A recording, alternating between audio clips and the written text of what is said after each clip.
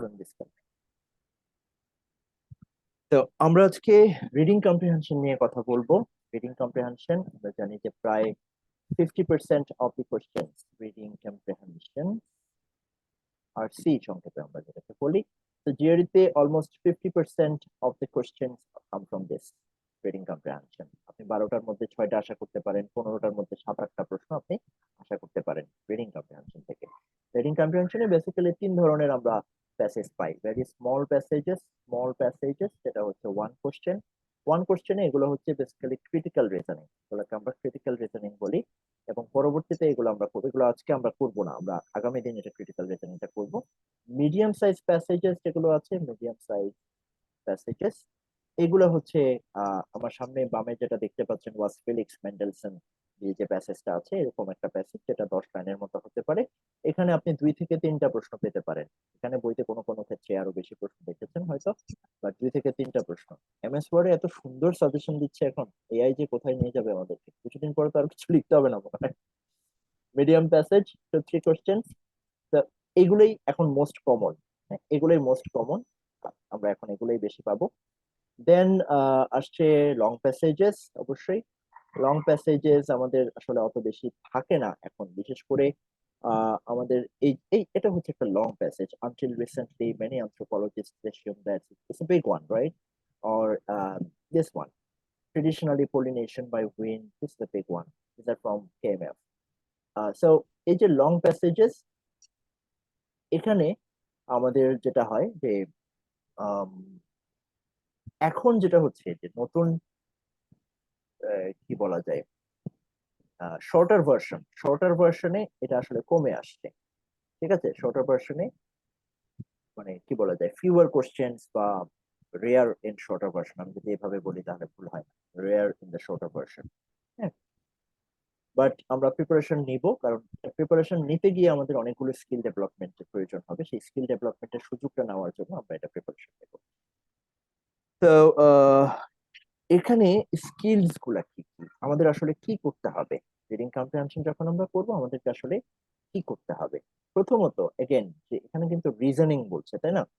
Reasoning করে আমাকে যেটা বুঝতে হবে যে what is the main idea of the passage. আমাকে বুঝতে হবে অথর্স যিনি লিখেছেন, প্যাসেজটা যিনি লিখেছেন তাকে আমরা এখানে অথর বলি। অথরের মনোভাবটা কেমন, ঠিক আছে, অথর্স মাইন্ডসেটটা কিরকম, তিনি আসলে এটাকে কি মনে করেন, তার তার কমেন্টসটা কিরকম, ঠিক আছে, তিনি এটাকে কি ভাবেন এই একটা বিষয় সম্পর্কে। এইখানে প্যাসেজে দেখেন, প্যাসেজের বড় চ্যালেঞ্জটা কি, আমাদের চ্যালেঞ্জটা কি? চ্যালেঞ্জটা হচ্ছে passage comes from like the topics are diverse, right? আমরা অনেক ধরনের টপিক পাই না এখানে, টপিকস আর ডাইভার্স। যেমন এখানে আনটিল রিসেন্টলি এটা অ্যানথ্রোপোলজির উপর একটা কোশ্চেন আসছে, pollination, traditionally pollination, this is from science passage. বাকি আমরা এখানে যেগুলো সিলেক্ট করেছি, ধরা যাক was Felix Mendelssohn talking about a great composer, তারপরে I'm not doing this one, since A Hawaiian island, এখানে ইকোলজি এবং সায়েন্সের বা একটা জিওগ্রাফিক্যাল কিছু কথাবার্তা বলছে, প্রোটেকশন স্ট্র্যাটেজির কথা বলছে। তো this is again about science. আমরা তো যেমন আমি তো ইকোনমিক্স এর মানুষ, তো ইকোনমিক্স নিয়ে তো এখানে কিছু বলে নাই, অর্থাৎ নোন টেরিটরি না, this come from diverse fields. যার কারণে আপনার চ্যালেঞ্জটা এটাই হচ্ছে মূল চ্যালেঞ্জ, এটার কারণে আমরা আরাম করে পড়তে পারি না, তাই তো বিষয়। এখন আরাম করে যেহেতু পড়তে পারি না, হয়তো বিভিন্ন জায়গায় একটু কঠিন শব্দ থাকতে পারে, আপনার কোন একটা ফ্রেজেস হয়তো একটু জটিল হতে পারে, কিংবা আমাদের জন্য একটু ডিফিকাল্ট হতে পারে, আমাদের সেন্টেন্স স্ট্রাকচার গুলোর সাথে আমরা পরিচিত নাও হতে পারি, এগুলো হচ্ছে চ্যালেঞ্জেস। বাট সবচেয়ে বড় চ্যালেঞ্জ হচ্ছে টপিকস আর ডাইভার্স। এখন ডাইভার্স টপিকের জন্য আমার স্ট্র্যাটেজি কি, what is the strategy against ইট? প্রথম স্ট্র্যাটেজি হচ্ছে আমাকে খেয়াল রাখতে হবে যে learning the we are not learning the subject matter, right? এই জিনিসটা আগে মাথায় রাখতে হবে। আমরা কিন্তু ওই প্যাসেজের যে বক্তব্য, ধরেন আমরা not learning about pollination, yes, এই জিনিসটা কি বুঝাতে পারলাম আমি? আমাদের প্যাসেজটা পড়ার উদ্দেশ্য কি, আমরা কি পলিনেশন সম্পর্কে বোঝার চেষ্টা করছি, পড়ার চেষ্টা করছি? হ্যালো, শুনতে পাচ্ছেন তো আপনারা? হ্যাঁ ভাইয়া। হ্যাঁ হ্যাঁ পাচ্ছি। আচ্ছা, আমরা কিন্তু পলিনেশন নিয়ে শিখছি না, আমরা ফেলিক্স মেন্ডেলসন নিয়ে আমরা আগ্রহী না, আমরা আমরা শিখছি সামথিং এলস। আমরা বের করার চেষ্টা করছি এই যে বিষয়গুলো, মেইন আইডিয়া, অথর্স মাইন্ডসেট কি, আমরা বের করার চেষ্টা করছি আম, আমাদের যে স্পেসিফিক ডিটেল কোশ্চেন, মানে আমার যদি এমন হয় যে ওই প্যাসেজ থেকে কোশ্চেন ও ইনফরমেশন ফ্রম দ্য প্যাসেজ, যেটা প্যাসেজে দেওয়া আছে, question which asks for some information from the passage, যেটা প্রশ্নে দেওয়া আছে সেরকম কিছু আমাকে বের করতে বলা। অথবা ইনফারেন্স কোশ্চেন আমাকে দেওয়া হলো, ইনফারেন্স তার মানে আমাদেরকে হয়তো the কি বলা যায়, the options, যেটা প্যাসেজে আমার কোশ্চেনের সাথে যে অপশন গুলো দেওয়া থাকবে, the options given in the with the question are not in the passage। আমাকে একটা ধারণা করতে হবে যে বেসড অন দ্য প্যাসেজ, আমাকে একটা ধারণা করতে হবে যে হ্যাঁ, প্যাসেজে যে ইনফরমেশন দেওয়া আছে সেটার উপর বেস করে কোন উত্তরটা হতে পারে, আমাকে সেটা চিন্তা করে বের করতে হবে। অবশ্যই সেটা প্যাসেজের সাথে রিলেট করে করতে হবে। This are the types of questions, যে কি ধরনের প্রশ্ন হয়। আর চ্যালেঞ্জটা হচ্ছে ডাইভার্স টপিকস। তাহলে স্ট্র্যাটেজি হচ্ছে আমরা কিন্তু মনে রাখতে হবে যে we are not learning, I missed the most important word here. We are not learning the subject matter, not learning about coordination. So আমাদের কি দরকার? We need to focus on the structure of the passage. Structure বলতে কি বোঝায়? What is structure? Structure বলতে বোঝায় যে একটা প্যাসেজ কিভাবে লেখা হয়েছে। স্ট্রাকচার মানে হচ্ছে, মনে করেন এখানে কি আছে, was Felix মেন্ডেলসন a great composer, একটা প্রশ্ন দিয়ে শুরু করলো, অন ইট স্পেস কিছু একটা বললো, তারপরে বললো যে ফ্রম দেন অন ইত্যাদি, তারপর ডিসপাইট জেনারেল অ্যাকনোলেজমেন্ট। খুব ছোট একটা অংশ, মোটামুটি মাঝারি সাইজের, বাট স্মল, মানে মিডিয়ামের মধ্যে হচ্ছে একটু বড় থাকে প্যাসেজ, এটা একদম ছোট, ইজি প্যাসেজের মধ্যে আছে। তো এই যে প্যাসেজটাতে স্ট্রাকচারটা কি বলবো আমরা, এটা হলো জাস্ট একটু ডেসক্রিপটিভ টাইপের, জাস্ট ওনার মন্তব্যগুলো দিয়ে দিল, ওনার বক্তব্যটা বা মন্তব্যটা উনি দিলেন, সেখানে কারো এক্সাম্পল দিয়েছেন, সেই এক্সাম্পলটার পরে উনি ওনার একটা মন্তব্য দিলেন, এরকম একটা বিষয়। কোন একটা প্যাসেজ এরকম হতে পারে যে introduces an idea or hypothesis, then হয়তো তিনি এটাকে supports it, then then denies it or argues against it, এরকম কিছু হতে পারে। এভাবে একটা against it, introduces another idea, another alternative, এরকম একটা স্ট্রাকচার হতে পারে। একটা স্ট্রাকচার হতে পারে describing a process, হ্যাঁ, হয়তো দ্য ফিচার্স নিয়ে কথা বলতে পারে, ফিচার্স, মেবি স্টেপস, এগুলো নিয়ে হয়তো কথা বলছে, যে ইচ স্টেপে কি হয় না হয় সেটা নিয়ে কথা বলতে পারে। কোন এক জায়গায় আপনার maybe discussing two different perspectives হতে পারে। সেই পার্সপেক্টিভস আলোচনা করার পরে দি অথর একটা কমেন্ট করছেন, কমেন্টস, যে তিনি হয়তো comments for or against one, হ্যাঁ, তো ওনার পক্ষে বিপক্ষে উনি যুক্তিটা দিচ্ছেন, উনি হয়তো একটাকে চুজ করছেন, যে আমাকে সেই চেঞ্জটা ধরতে হবে যে উনি কি নিচ্ছেন। স্ট্রাকচার অফ দ্য প্যাসেজটা আমাদেরকে বুঝতে হবে, ঠিক আছে?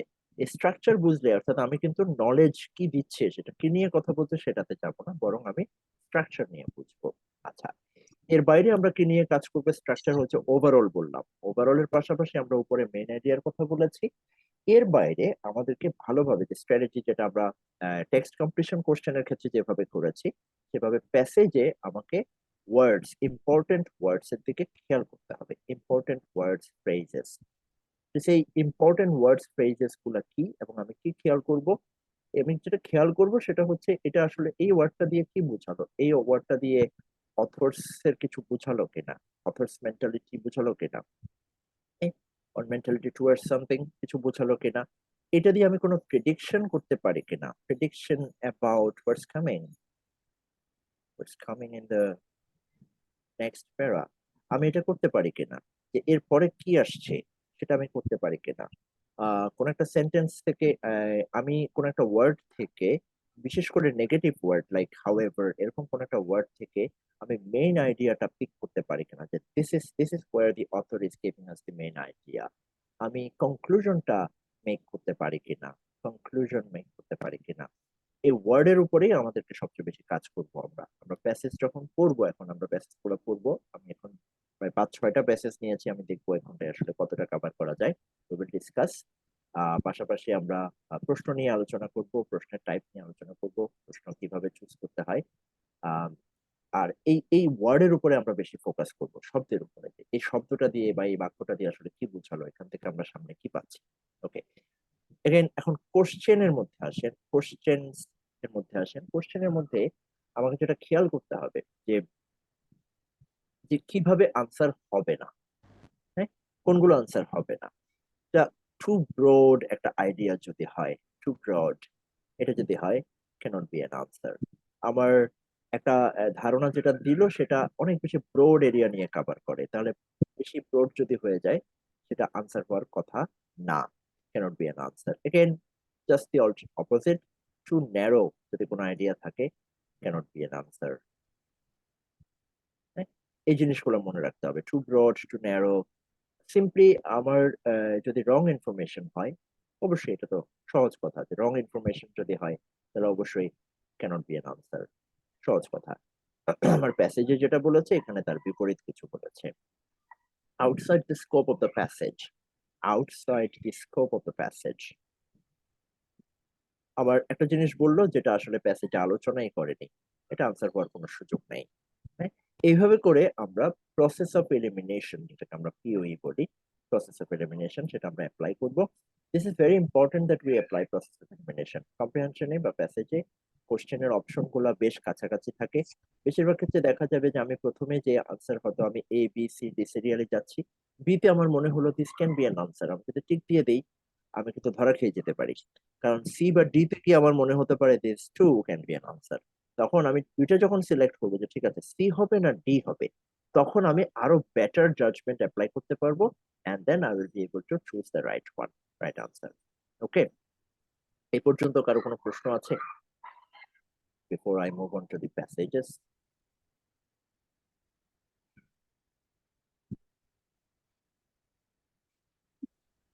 নো?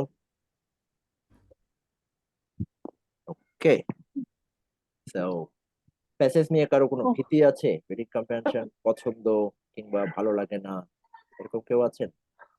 দুই দিকেই আছে, ভালো লাগে এরকমও আছে, ভালো লাগে না এমনও আছে।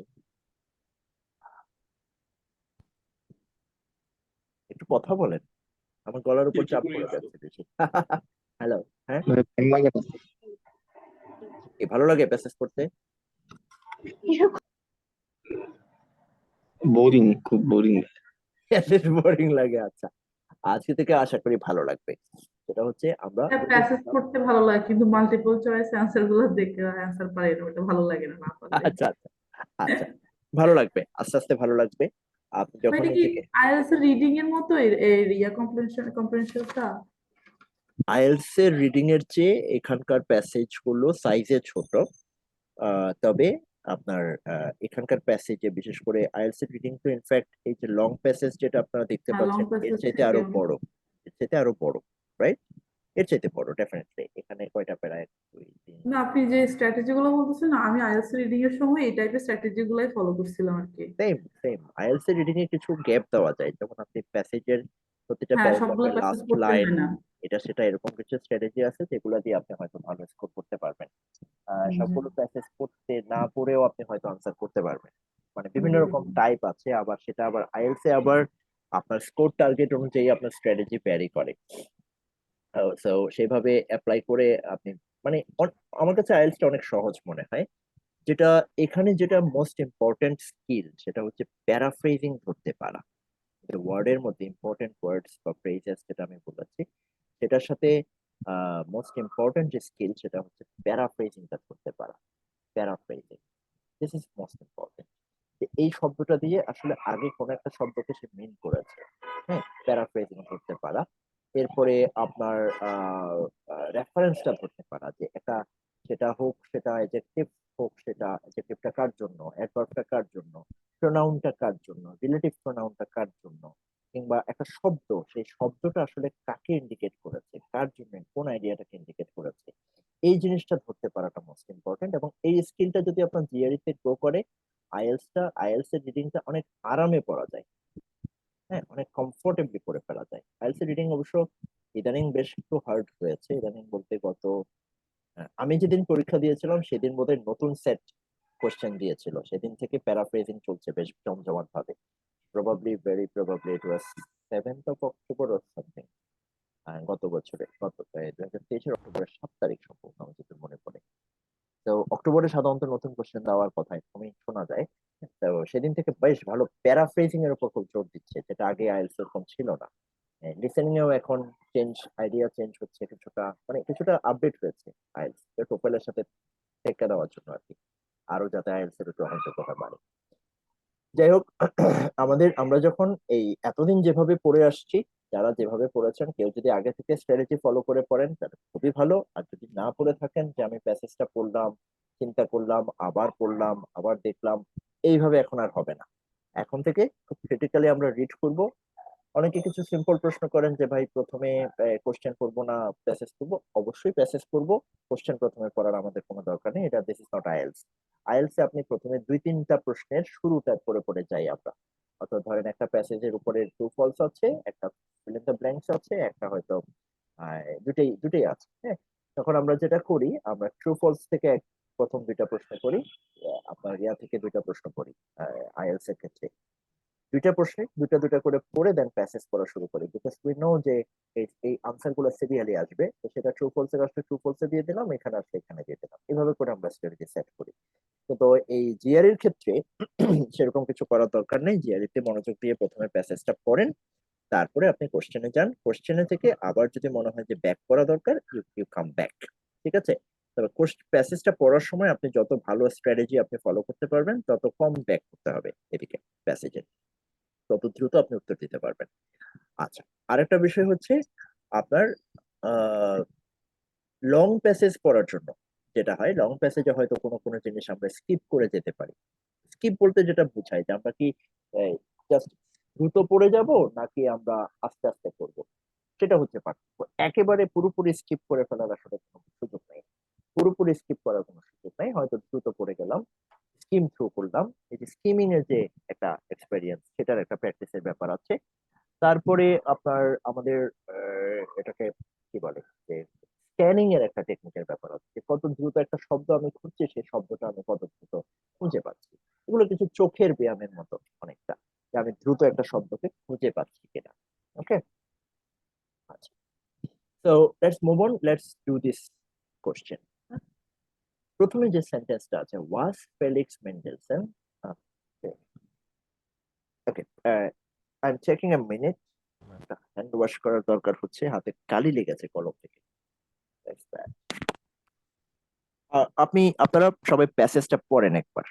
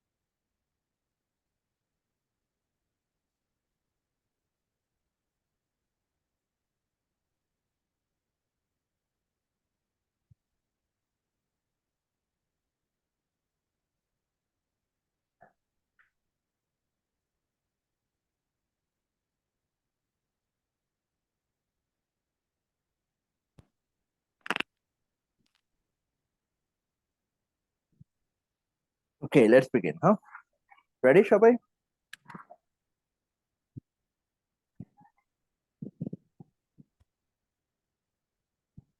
শুনতে পাচ্ছেন সবাই? কেউ একজন বলেন, somebody please Yes, ভাইয়া। confirm. হ্যাঁ, শুনতে পাচ্ছি। So starts with a question. The passage starts with a question. Was Felix Mendelssohn a great composer? আচ্ছা, এই সেন্টেন্স থেকে কি মনে হয়? এই ফিলিক্স গ্রেট কম্পোজার আসলে ছিলেন নাকি ছিলেন?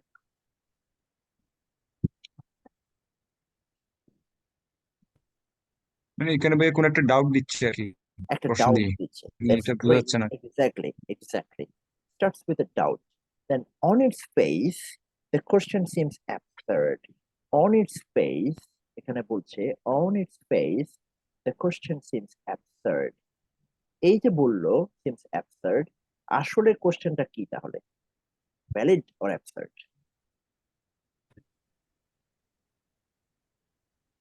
On its face, কোশ্চেনটা absurd, seems absurd. তাহলে আসলে প্রশ্নটা কি, ভ্যালিড না absurd? Like singer is some of the great composer if I'm able to do that. এই যে বলছে অন ইটস ফেস, এই যে কেউ একজন জিজ্ঞেস করতে যে ফেলিক্স মেন্ডেলসন কি গ্রেট কম্পোজার ছিলেন, বলছে মানে on it's face the question seems absurd, মানে এটা কিরকম প্রশ্ন হলো? এরকম, জি জি। কিন্তু বলছে on it's face the question seems absurd, এই যে সিমস এবং অন ইটস ফেস দিয়ে কি বলছে আসলে অথর? অথর বলছে না, একটা স্কোপ আছে, প্রশ্নটা তোলার একটা স্কোপ আছে, মেন্ডেলসনের কিছু সীমাবদ্ধতা আছে। তাহলে one of the most gifted prodigies, মানে on the first paragraph we are going to get good things from Mendelssohn, about Mendelssohn, but by the end of the passage আমরা হয়তো মেন্ডেলসনের সেই সীমাবদ্ধতাগুলোর কথা জানবো। আমরা কি স্ট্রাকচারটা বুঝতে পেরেছি? যে প্রথম সেন্টেন্সের যে ক্লু ওয়ার্ড, যে অন ইটস স্পেস, সিমস, এই যে শব্দগুলো ব্যবহার করেছে, মানে জিআরইতে যখন প্যাসেজ গুলো তৈরি করে সেখানে মানে অপ্রয়োজনীয় কোনো শব্দ আপনি পাবেন না, প্রত্যেকটা শব্দ কারণেই ব্যবহার করেছে। হ্যাঁ, সিমস অ্যাবসার্ড, এটা দিয়ে কিন্তু আমরা বুঝতে পারছি যে হ্যাঁ, এই প্যাসেজে কি থাকবে, এই প্যাসেজে আসলেই এটার মেন্ডেলসন নিয়ে কথা পক্ষে থাকবে, বিপক্ষে থাকবে। ঠিক আছে, এই ধারণাগুলো আস্তে আস্তে আমরা ডেভেলপ করবো। ওকে, so what do you get for about Mendelssohn? One of the most gifted prodigies in the history of music. He produced his first masterpiece at 16. From then on, he was recognized as an artist of preternatural abilities, not only as a composer, but also as a pianist and conductor. But this is the hammer, যেটাকে hammer বলে। এটাকে hammer শব্দটা হচ্ছে Greg Mendel, আমার না, গ্রেগের শব্দ। Hammer মানে হচ্ছে এই যে কথাগুলো বললেন, কথাগুলো বলতে বলতে তিনি কনসেশন দিলেন, তিনি এগ্রিমেন্ট করলেন কারোর সাথে, মেন্ডেলসন সম্পর্কে পক্ষে কথা বললেন, তারপরে তিনি এখন তিনি আসল কথাটা বলছেন। But Mendelssohn's enduring popularity has often been at odds, sometimes quite sharply, with his critical standing. So Mendelssohn সম্পর্কে বলা হচ্ছে this guy M, he is popular. Popularity versus কি বলছে, critical standing. তাহলে এখানে দুটো গ্রুপ তৈরি হলো না? তারা কারা?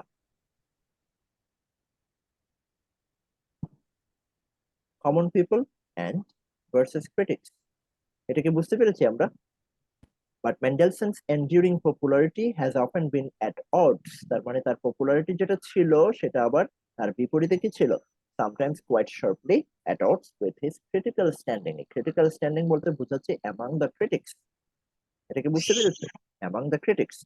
Despite general acknowledgement of his genius. তাহলে তো জেনারেল অ্যাকনলেজমেন্ট আছে, তার মানে এখানে স্পেসিফিক কোনো কথা আছে। এই যে ডেসপাইট বললো, this is a good important word, despite general acknowledgement.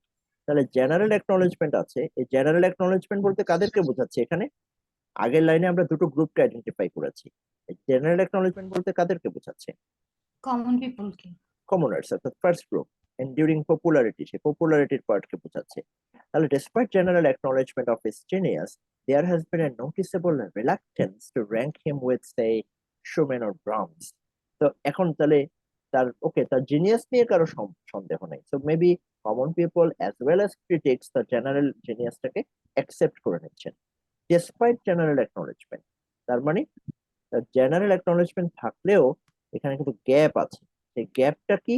সেটা আমরা এখন বের করবো। সেটা কি? সেটা বলছে যে তাকে আরো দুইজন এর কথা বলা হলো যে তাদেরকে সেই র্যাঙ্কে সেই মর্যাদায় আসীন করতে অনেকে রাজি নন। নোটিসেবল রিলাক্টেন্স, রিলাক্টেন্সটা স্পষ্ট।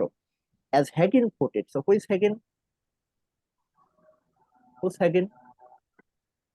A ক্রিটিক, critic, আর right? একজন ক্রিটিক। হ্যাঁ, Critic. Critic. Critic. As Hagen put it, Mendelssohn, as a composer, was a minor master working on a small scale of emotion and texture. তাহলে তিনি ওকে master বলেছেন, কিন্তু he says he is a minor master working on a small scale of emotion and texture. তাহলে তার limitation দিয়ে শেষ হলো। এই যে প্রশ্নটা দিয়ে শুরু হয়েছিল, was Felix Mendelssohn a great Mendelssohn a great composer?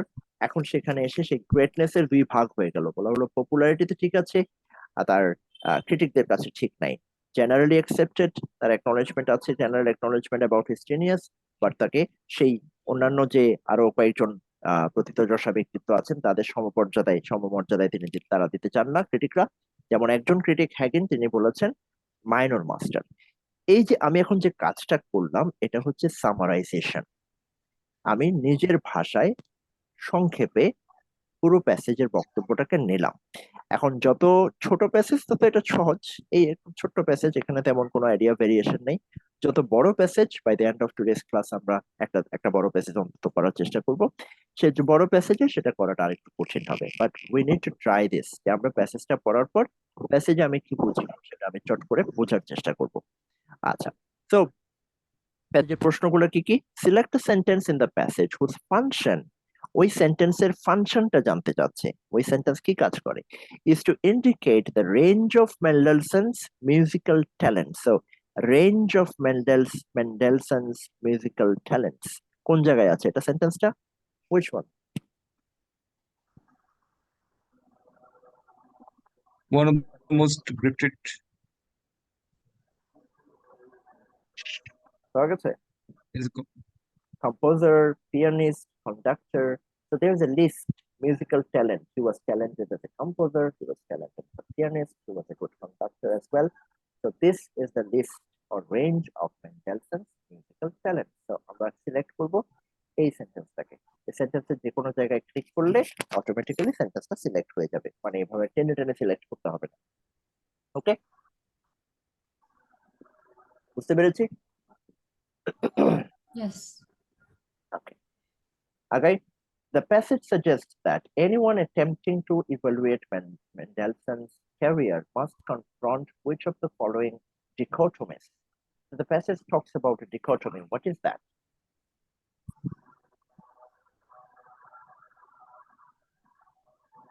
কোনটা dichotomy? পাওয়া গেছে dichotomyটা? Popularity versus একটা ডিকোটমি মিন্স একটা দুই দ্বিত্বতা, ভাগে ভাগ হওয়া, এই ধরনের কিছু। রাইট, একটা দ্বৈত চিন্তা ভাবনা, মানে এক গ্রুপ এটা বলছে আর এক গ্রুপ এটা বলছে, কেউ ভালো বলছে, কেউ খারাপ বলছে, কেউ দুর্বল বলছে।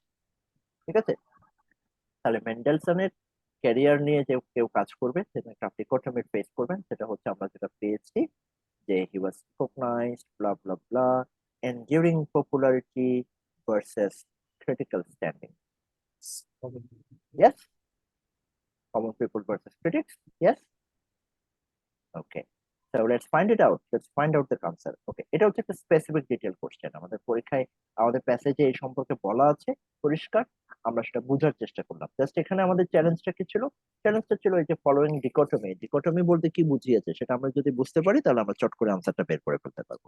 And if you have summarized version of the passage in mind, আপনি চট করে বলতে পারবেন। So the tension between Mendelssohn's career as a composer and his career as a pianist, is this correct?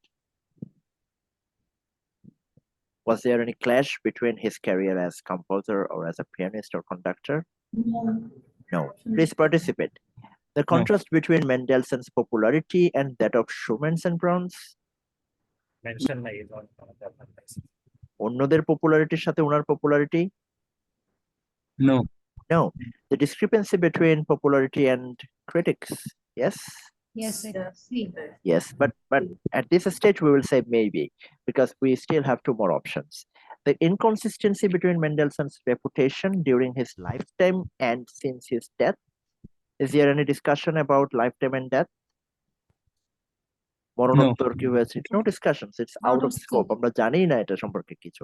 তো আমরা কখনোই আপনি যদি ইভেন হিস্টোরিয়ানও হন এবং আপনি যদি মেন্ডেলসন সম্পর্কে রীতিমতো পড়াশোনা করেন, আপনার কিছু জানা থাকলে এখানে কাজে লাগবে না, প্যাসেজে কি আছে সেটা আমার দরকার।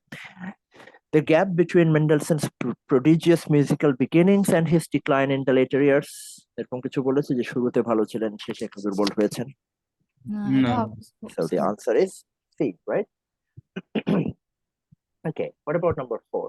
It can be inferred. Inferred. তাহলে এই প্রশ্নের উত্তর কি আমরা প্যাসেজে পাবো?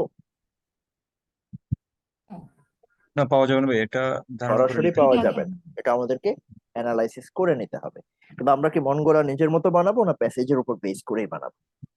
অবশ্যই প্যাসেজের বক্তব্যের সাথে মিল রেখে বেসড করে, based on the given information in the passage, logic in the passage, আমরা বের করব।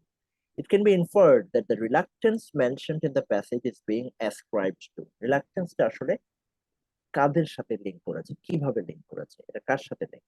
Most composers since Mendelssohn,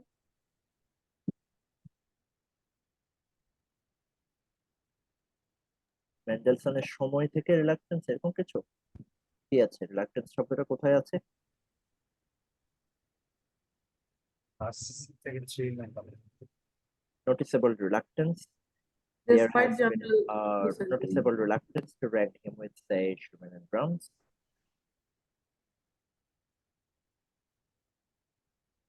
না?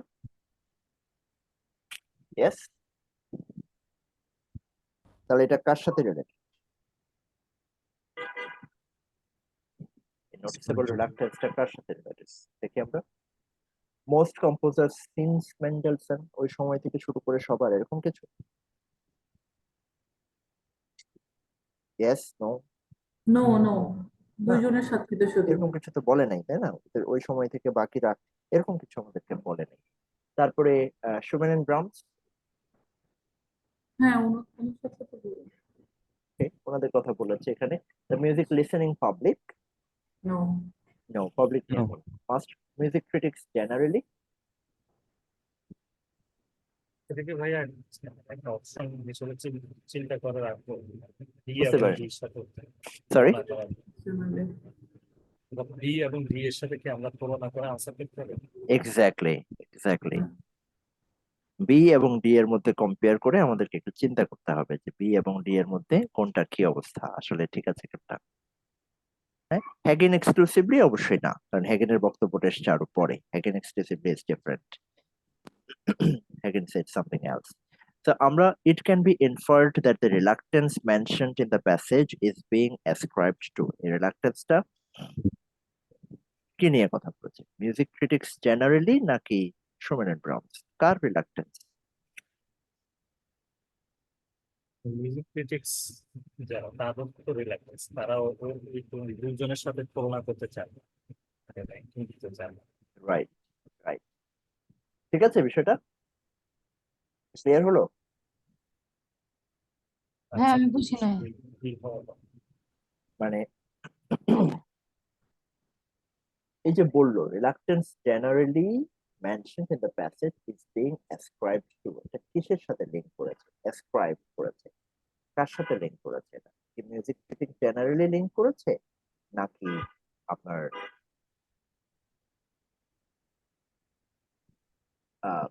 শুমেন এন্ড ব্রাহমস এর সাথে লিংক করেছে? শুমেন ব্রাহমস এর সাথে লিংক করেছে।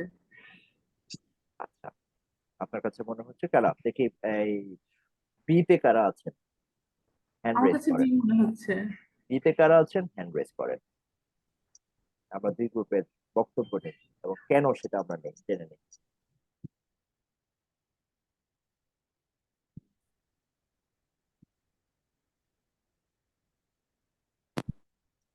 বিতে কারা আছেন? Raise hand. সাকিব? হ্যাঁ, ডিতে আমি। আচ্ছা, হ্যাঁ, বি হ্যান্ড রেজ ছাড়া থাকেন, বি হ্যান্ড রেজ করেন, তাহলে আমরা লিংক পাবো, দুই গ্রুপকে একসাথে পাবো।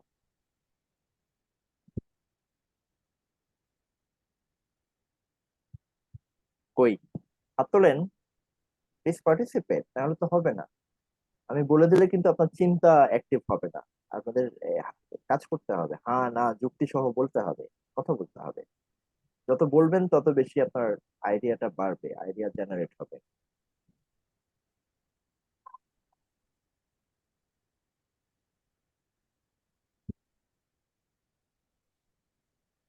কই বিতে আর কেউ নাই?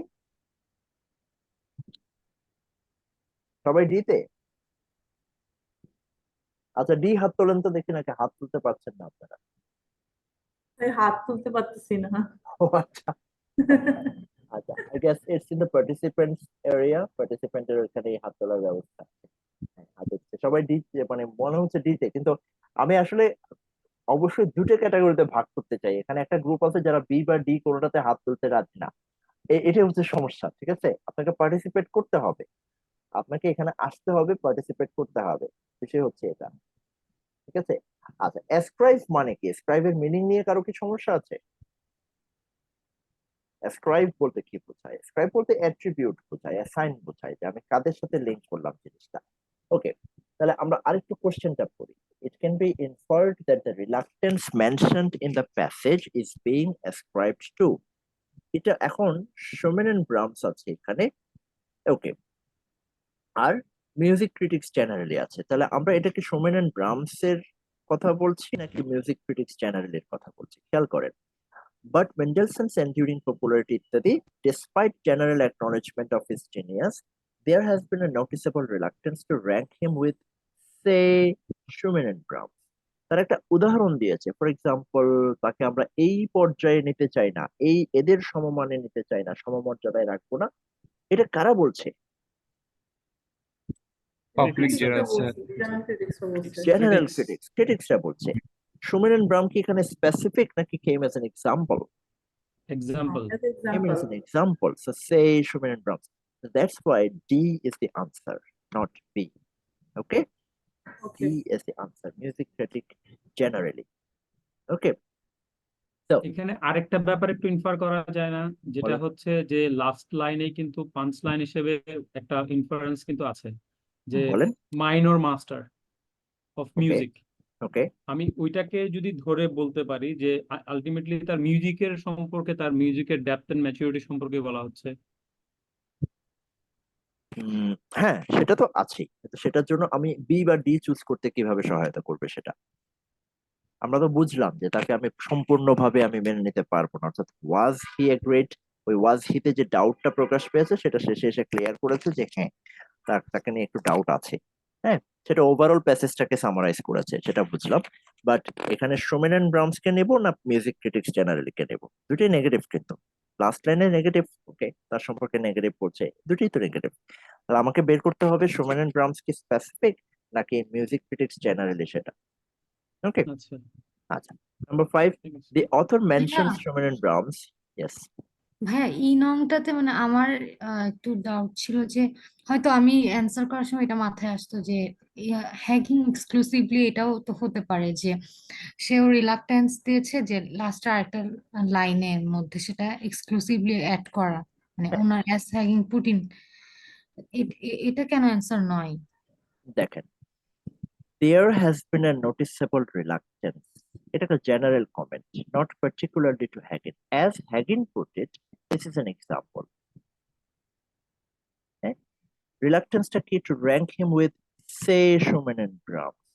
আরো কয়েকজনের উদাহরণ আসছে। As Hagen put it, O not আচ্ছা, particularly হ্যাঁ, Hagen, বুঝতে but পেরেছি। Hagen is one of the critics. ঠিক আছে? And the G, structure is like this. এখানে এসে তারা বলেছে has often been at odds, sometimes quite sharply with his critical standing, full stop. Now they will talk about critics' ideas. Despite general acknowledgement of his genius, এটা কার সম্পর্কে বলা হচ্ছে? এটা বলা হচ্ছে this critical standing এর বর্ণনা নিয়ে।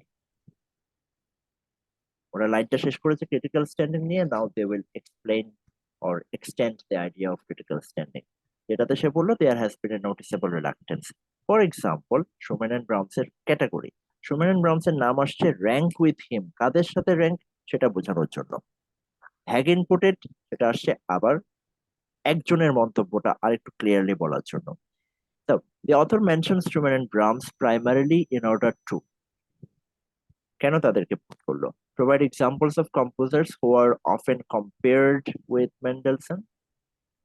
Identify certain composers who are more popular than Mendelssohn. Is this about more popularity?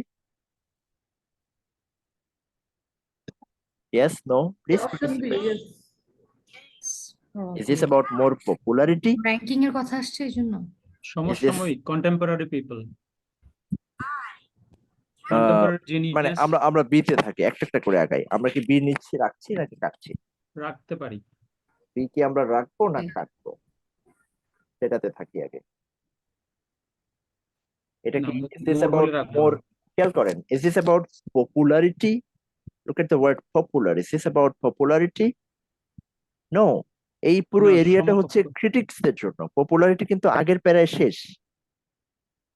খেয়াল রাখতে হবে, পপুলারিটি হচ্ছে ওই যে কমন পিপলের কাছে পপুলার, আর ক্রিটিক্যাল স্ট্যান্ডিং হচ্ছে ক্রিটিক্সদের কাছে। শোমেন ব্রাউনসের মন্তব্য এই এলিউশনটা কেন এসেছে? সেটা এসেছে পপুলারিটি নিয়ে বলার জন্য না। পপুলারিটি নিয়ে মেন্ডেলসন নিয়ে কোনো কথা নেই, মেন্ডেলসনের ক্রিটিক্যাল স্ট্যান্ডিং নিয়ে কথা যখন হচ্ছে তখন শোমেন এন্ড ব্রাউনসের কথা আসছে। So this is not about more popularity. Okay, এখানে পপুলার শব্দটা important. Identify composers whom Mendelssohn influenced, এরকম কিছু নাই। Establish the milieu in which Mendelssohn worked, ওই সময়ের কথা আসছে? এখানে কি No. বলেছে যে তারা ওই সময়ে কাজ করতো? না। Establish a standard of comparison for Mendelssohn as a composer. So E is the answer, right? Provide examples. Okay, E is the answer. Okay, so moving on. But একটা প্যাসেজে অনেকক্ষণ সময় কাটিয়ে ফেললাম। আচ্ছা, now we are trying this one.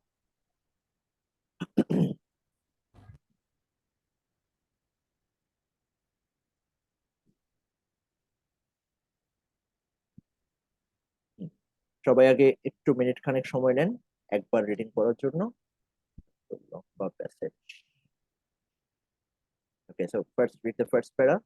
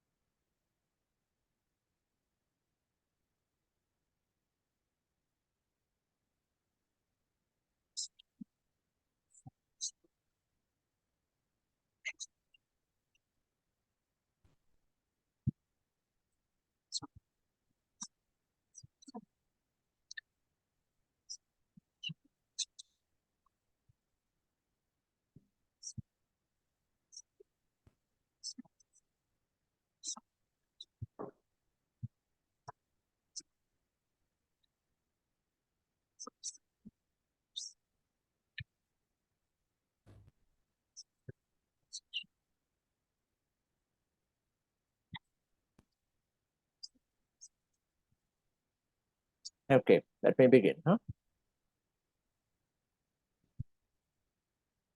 So, since the Hawaiian Islands have never been connected to other island masses, land masses, the great variety of plants in Hawaii must be as a result of a long-distance dispersal of seeds, a process that requires both a method of transport and an equivalence between the ecology of the source area and that of the recipient area.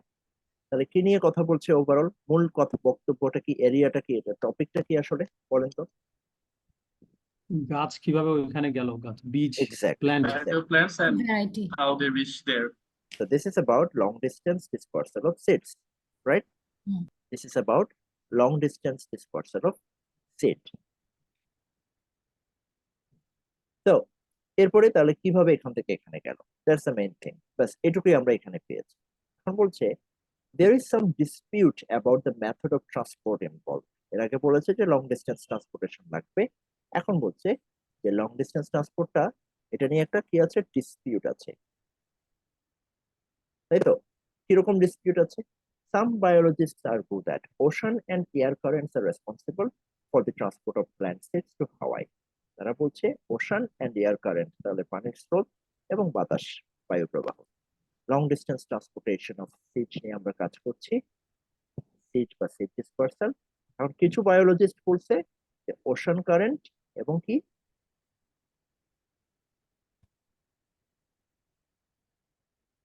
Ocean current এখানে আসতে পারে অথবা air current এখানে আসতে পারে, এই দুটো area আসতে পারে। এখন ইয়েট তার মানে এই বক্তব্যের বিপরীতে কিছু আছে, তাই না? Yet the results of হ্যাঁ ভাই। flotation experiment, the result of flotation experiments and the low temperatures of air currents cast doubt on this hypothesis. তাহলে ওশান কারেন্ট এবং এয়ার কারেন্ট এটাকে কোনটাকে ডিনাই করলো বলেন তো? ফ্লোটেশন উপরে যে দুটা যেটা বলেছে ভাই ওটাকে দুটাকে করতে ডিনাই হচ্ছে। করেছে। ওশান হুম। কারেন্টকে ডিনাই করেছে ফ্লোটেশন এক্সপেরিমেন্ট দিয়ে, এয়ার কারেন্টকে ডিনাই করেছে লো টেম্পারেচার দিয়ে, তাই তো? Low হ্যাঁ temperature দিয়ে cast doubt on this hypothesis. More probable is bird transport. এবার একটা তৃতীয় একটা টপিক আসছে, bird transport. Either externally, say by, এখানের মধ্যে আবার দুই রকম আছে, একটা এক্সটার্নালি আর একটা বাই অ্যাক্সিডেন্টাল অ্যাটাচমেন্ট। অর্থাৎ এক্সটার্নালিটা হচ্ছে কি, এক্সটার্নালিটা কিভাবে হয় সেটা হচ্ছে অ্যাক্সিডেন্টাল অ্যাটাচমেন্ট, এটা হচ্ছে বার্ড ট্রান্সপোর্টের একটা পদ্ধতি। অর ইন্টারনালি, আরেকটা পদ্ধতি হচ্ছে ইন্টারনালি, এটা হচ্ছে সোয়ালোয়িং অফ ফ্রুট। সোয়ালোয়িং, দুই পদ্ধতিতে এটা হতে পারে। And subsequent excretion, swallowing of fruit and subsequent excretion of the seeds. While it is likely that fewer varieties of plant seeds have reached Hawaii externally than internally. তাহলে কি বলছে কোনটাতে বেশি? It is likely that fewer varieties of plant seeds have reached Hawaii externally than internally. তাহলে likely কোনটা বেশি হওয়ার সম্ভাবনা আছে? Fewer varieties of plant seeds have reached Hawaii externally than internally. তাহলে while it is likely হচ্ছে internally will be greater than externally, right? এটা হচ্ছে likely. More varieties are known to be adapted to external, কিন্তু adapted যদি আমি যাই তাহলে externalটা external than to internal, এখানে একটা ভেরিয়েশন আছে। এই হচ্ছে আমার এই প্যাসেজটার সামারি, যে এটা কথা বলছে long distance transportation of seed নিয়ে, ওশান কারেন্ট এবং এয়ার কারেন্ট নিয়ে একটা গ্রুপ বললো, আর একটা গ্রুপ বললো বার্ড ট্রান্সপোর্ট নিয়ে। ওশান কারেন্টকে তারা ডিনাই করলো ফ্লোটেশন এক্সপেরিমেন্ট দিয়ে, এয়ার কারেন্টকে ডিনাই করলো লো টেম্পারেচার দিয়ে। বার্ড ট্রান্সপোর্টের মধ্যে এক্সটার্নাল এবং ইন্টারনালি দেখালো যে কোনটা কিভাবে হতে পারে, একটা এক্সটার্নাল অ্যাটাচমেন্ট এবং একটা ইন্টারনালি সোয়ালোয়িং। এবার দুটা কমেন্ট করলো যে ইন্টারনালি এক্সটার্নালি লাইকলি, অর্থাৎ এত দূর থেকে পাখি হয়ে যাবে তাহলে ইন্টারনালি তো বেশি হওয়ার কথা, মানে বাতাসে পাখায় করে একটু একটু করে চলে গেল এরকমের চেয়ে মুখের ভিতরে পেটে করে নিয়ে গেল সেরকম হওয়ার কথা বেশি। কিন্তু অ্যাডাপ্টেশন যদি আমি খেয়াল করি ওখানকার জীববৈচিত্র্য বা ইত্যাদি, তাহলে দেখা যায় যে আসলে এক্সটার্নালের ইয়াটা ফোকাসটা বেশি। ওকে, the author of the passage is primarily concerned with, দেখি আনসার করেন।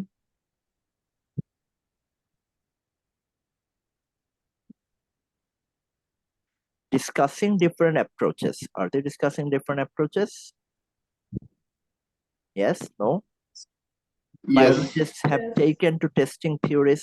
Biologists টেস্টিং থিওরি টেস্ট করার জন্য কি কি অ্যাপ্রোচ নিয়েছে, সেটা কি primary purpose? No. No. Discussing, অর্থাৎ এখানে আমরা জানি যে ফ্লোটেশন এক্সপেরিমেন্ট করেছে, টেম্পারেচার এক্সপেরিমেন্ট করেছে, but these are not the primary purposes. Discussing different theories about the transport of plant seeds to Hawaii. Okay, It can হতে be, পারে, but Can be. পরেরগুলো দেখতেছি দেখো। পরের গুলা দেখতেছি exactly. Discussing the extent to which air currents R responsible, খুব specific হয়ে গেল না, ন্যারো হয়ে গেল না? ন্যারো হয়ে জি। গেছে ভাই এটা। বাকি narrow পার্টগুলো হয়ে বাদ গেল। করে যাবো। ন্যারো হয়ে গেল এক্স্যাক্টলি। তারপর কি বলছে? Resolving a dispute about the adaptability of plant seeds to bird transport. এখানে কি ডিসপিউট রিজলভ করেছে? ডিসপিউট কোনো তো বিতর্ক বা না, এই ধরনের এটা কিছু এখানে এখনো হ্যাঁ, রিজলভ dispute- হয় না। এটা রিজলভিং এর ডিসপিউট, হ্যাঁ এটা বি হবে। এখনো রিজলভ হয়েছে? জি না। আচ্ছা, তাহলে এখনো রিজলভ তো হয়নি, বা এখানে about the adaptability of plant seeds to bird transport, এই যে অ্যাডাপ্টেবিলিটি অফ প্লান্ট সিড, এখানে বার্ড ট্রান্সপোর্টের adaptability of plant seeds to bird transport, এই অ্যাডাপ্টেবিলিটি নিয়ে যে এক্সটার্নাল ইন্টারনাল এবং লাইকলি ইন্টারনালি এক্সটার্নালি যে যে ডিসপিউটটা হয়েছে, যে লাইকলি একরকম, অ্যাডাপ্টেবিলিটি আরেক রকম, এই ডিসপিউটটা কিন্তু রিজলভ হয়নি, সেই রিজলভটা হয়নি। Resolving A dispute about the ability of birds to carry plant seeds long distances, মানে এক্সটার্নালি হওয়া উচিত নাকি ইন্টারনালি হওয়া উচিত, এটা কি রিজলভ হয়েছে? এটা নিয়ে আদৌ কোনো না, ডিসকাশন, এটা নিয়ে অনেকগুলো আইডিয়া কিন্তু এখন রিজলভ হয়। আর কোনো ডিসকাশন নাই? So the answer is B, discussing B different theories about the transport of plant seeds to Hawaii. তো আমরা কারেন্ট, ওশান কারেন্ট নিয়ে বললাম, এয়ার কারেন্ট নিয়ে বললাম, বার্ড ট্রান্সপোর্ট নিয়ে বললাম, তার ভিতরে এক্সটার্নালি ইন্টারনালি বললাম, জাস্ট ডিসকাসড, এটা নিয়ে কোনো কমেন্ট উনি করেননি। 9, the author mentions the results of flotation experiments on plant seeds, most probably in order to, flotation এক্সপেরিমেন্টের কথাটা উনি কেন বলেছেন? ওশান কারেন্টটাকে অ্যাভয়েড করার ডিনাই করার জন্য, ইয়েস, যে ওশান কারেন্টের হাইপোথিসিসটাকে উনি নালিফাই করার জন্য ফ্লোটেশন এক্সপেরিমেন্টের কথা বলেছেন। সাপোর্ট দ্য ক্লেম, সাপোর্ট, এটা কি সাপোর্ট হতে পারে? হ্যাঁ। Support, land credibility suggest that, challenge the claim, refute the claim, প্রথম অংশ দিয়ে আমরা কোনটাতে যেতে পারি বলেন তো? কোন দিকে মনে হয়? শুধু প্রথম পার্টটা যদি পড়ি, support the claim, land credibility suggest that, challenge the claim, challenge, refute challenge বা রিফিউটে আমরা যেতে পারি। আমরা প্রথমে যেতে পারি হ্যাঁ। চ্যালেঞ্জ বা রিফিউটে। এটা একটা Refute. টেকনিক, এটা একটা টেকনিক যে এই ধরনের যেগুলোতে প্রত্যেকটা ভার্ব দিয়ে শুরু হয়, support, land, suggest, challenge, refute, এই ক্ষেত্রে প্রত্যেকটা ভার্ব দিয়ে যেখানে শুরু হয়, যে কোনো একটা অ্যাক্টিভিটির কোনো একটা বিষয় সম্পর্কে যখন বলছে যে ভার্ব দিয়ে শুরু হচ্ছে, তখন আমরা একটা ধারণা করে আমরা জিনিসটাকে কমিয়ে নিতে পারি। Okay, challenge the claim that ocean currents are responsible for the transport of plant seeds to Hawaii. That exactly matches our idea, right? Yes. Refute the claim that Hawaiian flora evolved independently from flora of other parts of the world. Is there anything about it in the No, passage? no way. So we are not talking about this. challenge the claim that ocean Challenge. currents are responsible for the transfer of plant seeds to Hawaii. Yes. তারপর আমরা পরের প্যাসেজে চলে যাই। Shortcut একটা message, dream of life, dream of life.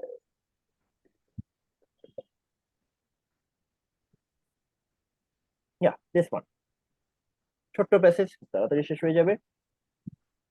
I enjoyed A Dream of Light and Shadow, portraits of Latin American women writers, for the same reasons that as a child I avidly consumed. Second, I enjoy it for the same reasons that as a child, এখান থেকে কি আমরা ধারণা করতে পারি কিছু?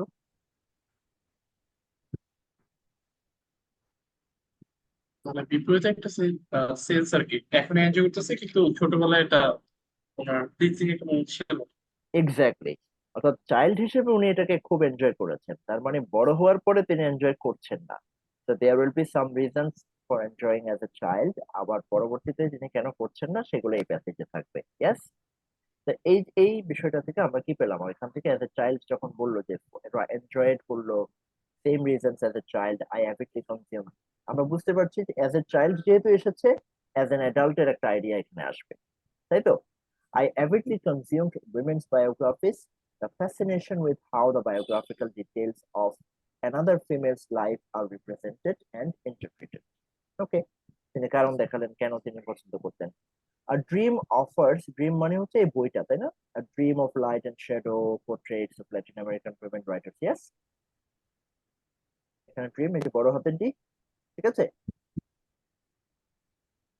যারা খুব সাউন্ডের মধ্যে নাই তারা কিন্তু মাইক্রোফোন অন রাখতে পারেন, আমার মনে হয় খুব একটা সমস্যা হবে না, এবং পার্টিসিপেট করলে ভালো হয়।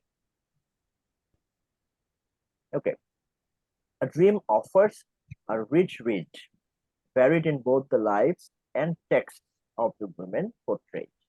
Okay, এটা রিচ রিড অফার করে, and the perspectives and styles of the 16 essays. আমরা কি জন্য অপেক্ষা করছি বলেন তো? We are waiting to get what? As an adult তো সে কি ফিল করছে ওইটার হ্যাঁ, জন্য? তাহলে A dream offers a rich read. These are good things for the book, right? He's still talking about the good things about the book.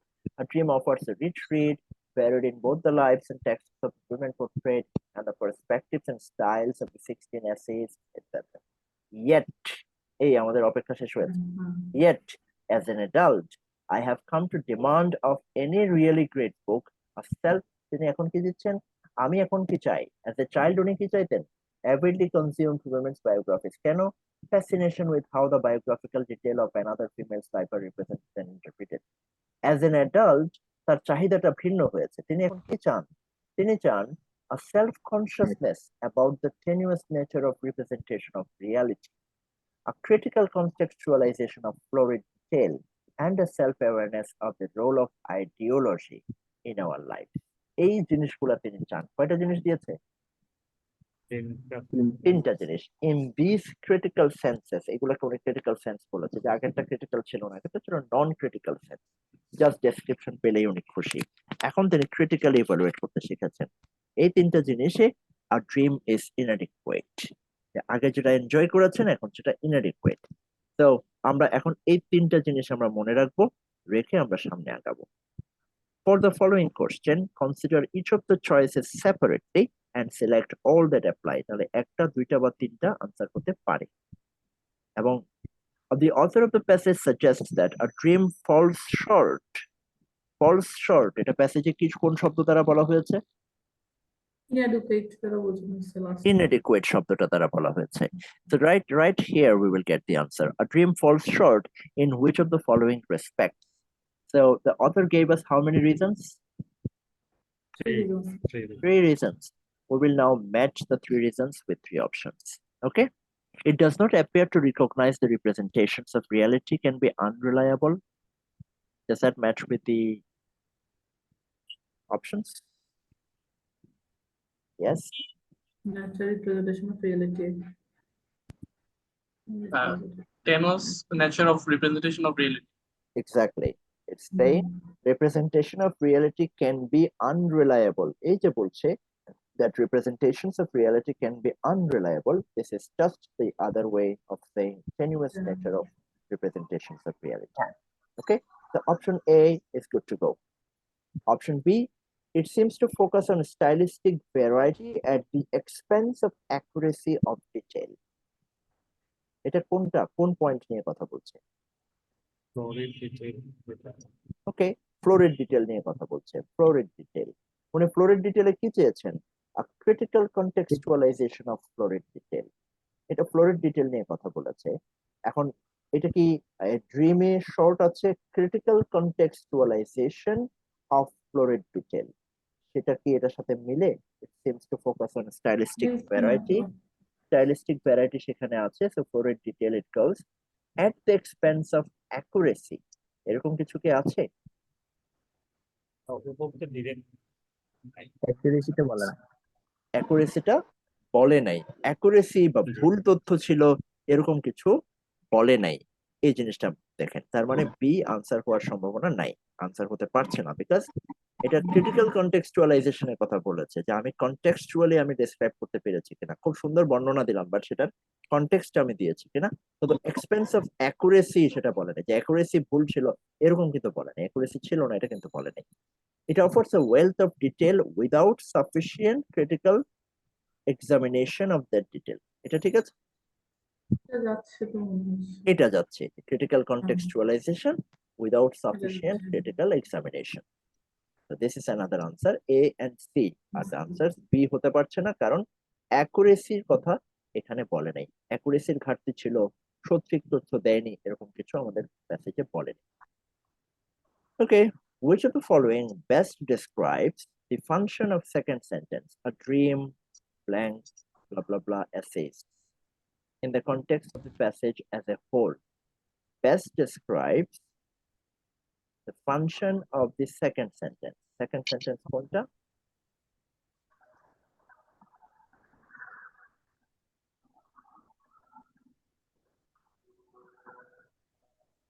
প্রথম পুরোটাই একটা sentence. A dream offers a Second. rich read, এটা না?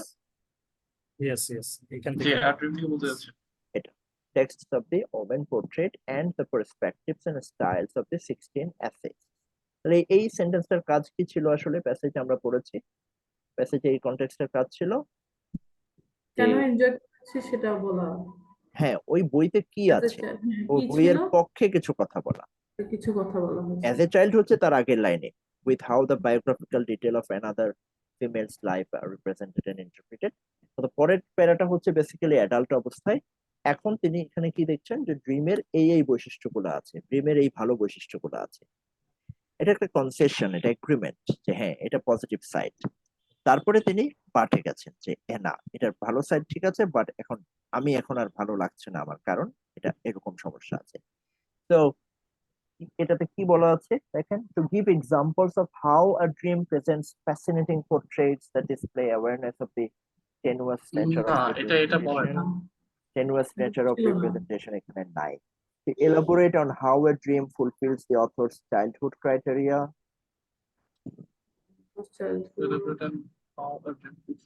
childhood criteria তে আছে, yes, হ্যাঁ, এটা না, থাকতে এটা পারে, যাচ্ছে। এটা হতে পারে প্রথম আছে। লাইনটাতে তো তাই বলছে। এটা সেটা হতে হ্যাঁ। পারে যে চাইল্ডহুড ক্রাইটেরিয়া কিভাবে ম্যাচ করলো সেটা হতে পারে। তারপরে To suggest that the suggest that author author enjoyed a dream dream for reasons more sophisticated than the reasons she enjoyed. Out of scope. no, কোনো এটা কম্পারিজন আছে? নাই। no, এটা স্ট্রেট রাইট, কোনো কম্পারিজন, এরকম কোনো কম্পারিজন এখানে নাই। তারপরে এটাও হবে না, কারণ এখানে যে লেগিংস আছে এই ব্যাপারটা বলে না, এটা এখানে অ্যাপ্রেস করছে। inadequate এর কথাগুলো আসছে আরো পরে, রাইট? হ্যাঁ, To imply To that the imply dream that- was too varied in focus, এরকম কিছু আছে? no, so বি হবে। বি ইজ দ্য আনসার, যেখানে চাইল্ডহুড ক্রাইটেরিয়াতে তিনি কি কেন ভালো লাগতো সেই ভালো লাগার বিষয়টা তিনি আলোচনা করেছেন। সরিন মাকে বলো হুজুরকে একটা ফোন করতে, আমাকে ফোন করছেন। তো এর পরের টপিকে আমরা যাচ্ছি।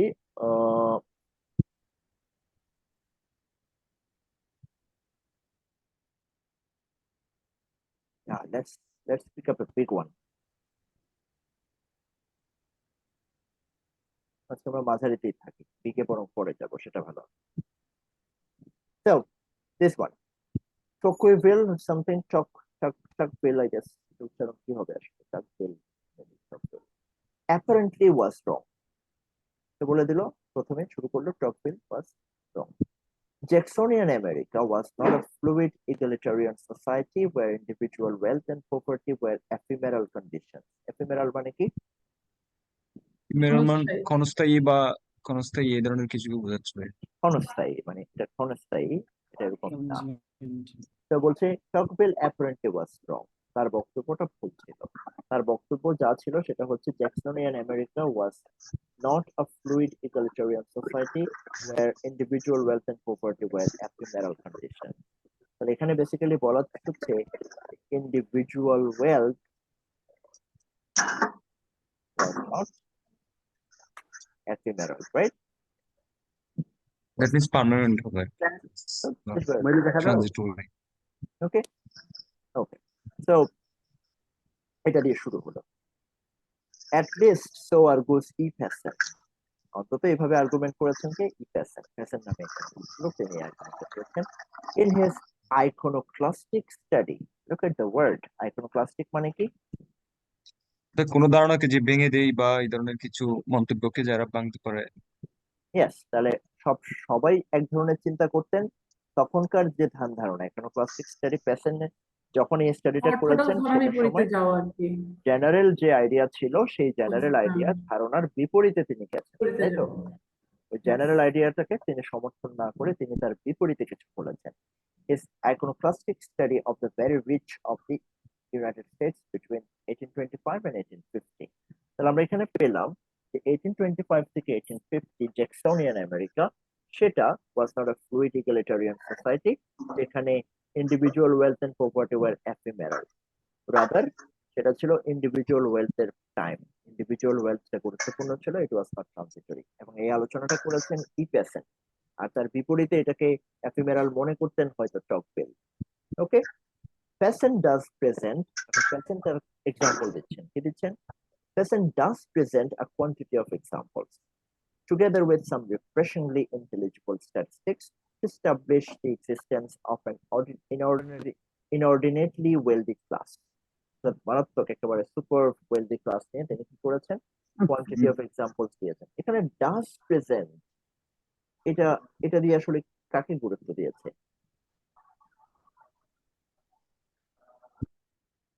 এটা দ্বারা মানে এটা যে পার্মানেন্ট, এটা যে এফিমেরাল না, এই ব্যাপারটাকে এমফাসিস করতেছে।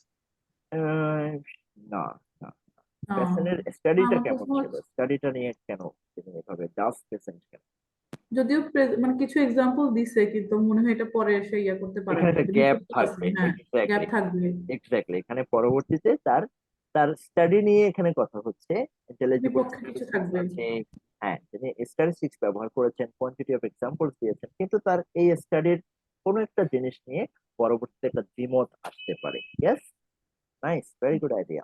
Does present a quantity of examples together with some refreshingly intelligible statistics to establish the existence of an inordinately wealthy class.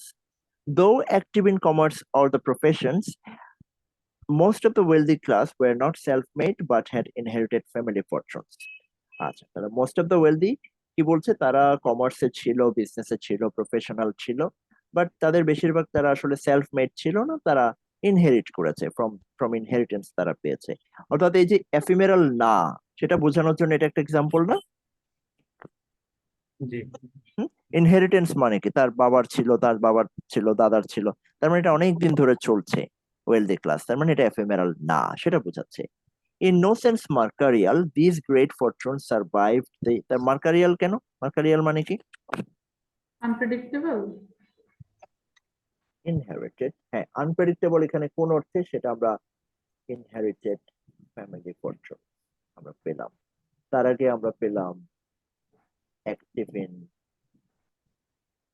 Commerce and profession. Okay, এখন বলছে no sense not mercurial. Not mercurial বলতে কি বোঝাচ্ছে এখানে? In no sense mercurial, these great fortunes survived the financial panics that destroyed lesser ones. তার মানে যাদের পয়সা বেশি ছিল, great Fortune, yes, great Fortune, অর্থাৎ যারা হাইলি ওয়েলদি, যারা রিসেশনটা কাটাই উঠতে পারছে, যাদের কম ছিল। যারা এক্সট্রিমলি রিচ, হ্যাঁ। তারা তারা rich was not affected by crisis, financial crisis. তাহলে এখানে যেটা বোঝাচ্ছে, এইটা হচ্ছে মার্কারিয়াল, মানে এই সম্পদটা থাকলো, এই সম্পদটা থাকলো না, এরকম যদি হতো সেটা হতো মার্কারিয়াল। ইয়েস, সেটা হতো মার্কারিয়াল। এখন সেটা মার্কারিয়াল না, তার মানে এগেইন এটা বোঝাচ্ছে ওয়ার এফিমেরাল, নট এফিমেরাল বোঝানোর জন্যই আমাকে এখন পক্ষে ইয়া দিচ্ছে আর কি। নট এফিমেরাল সেটার পক্ষেই আমাকে বললো। কি কি বললো? একটা বললো ইনহেরিটেড ফ্যামিলি ফরচুন, আর একটা বললো not mercurial because survived the financial panic.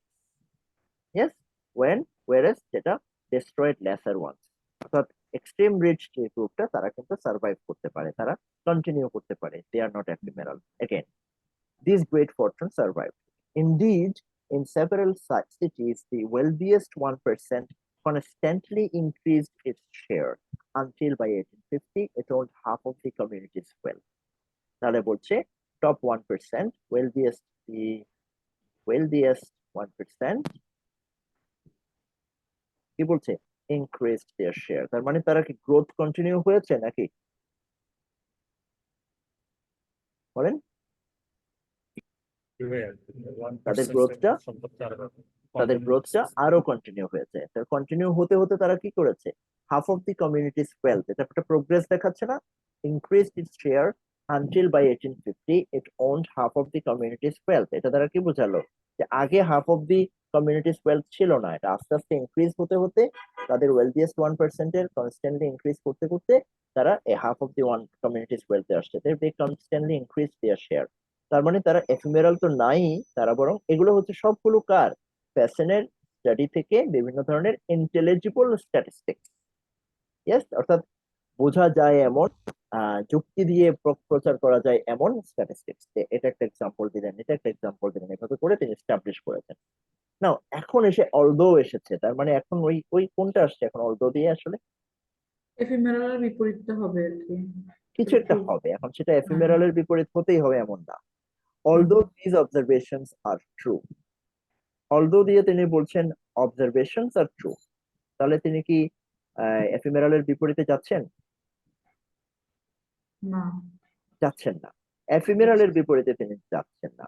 Although observations are true, তিনি বলছেন person overestimates although the observations are true. প্যাসেনের কোন জায়গায় সমস্যা তিনি বলছেন?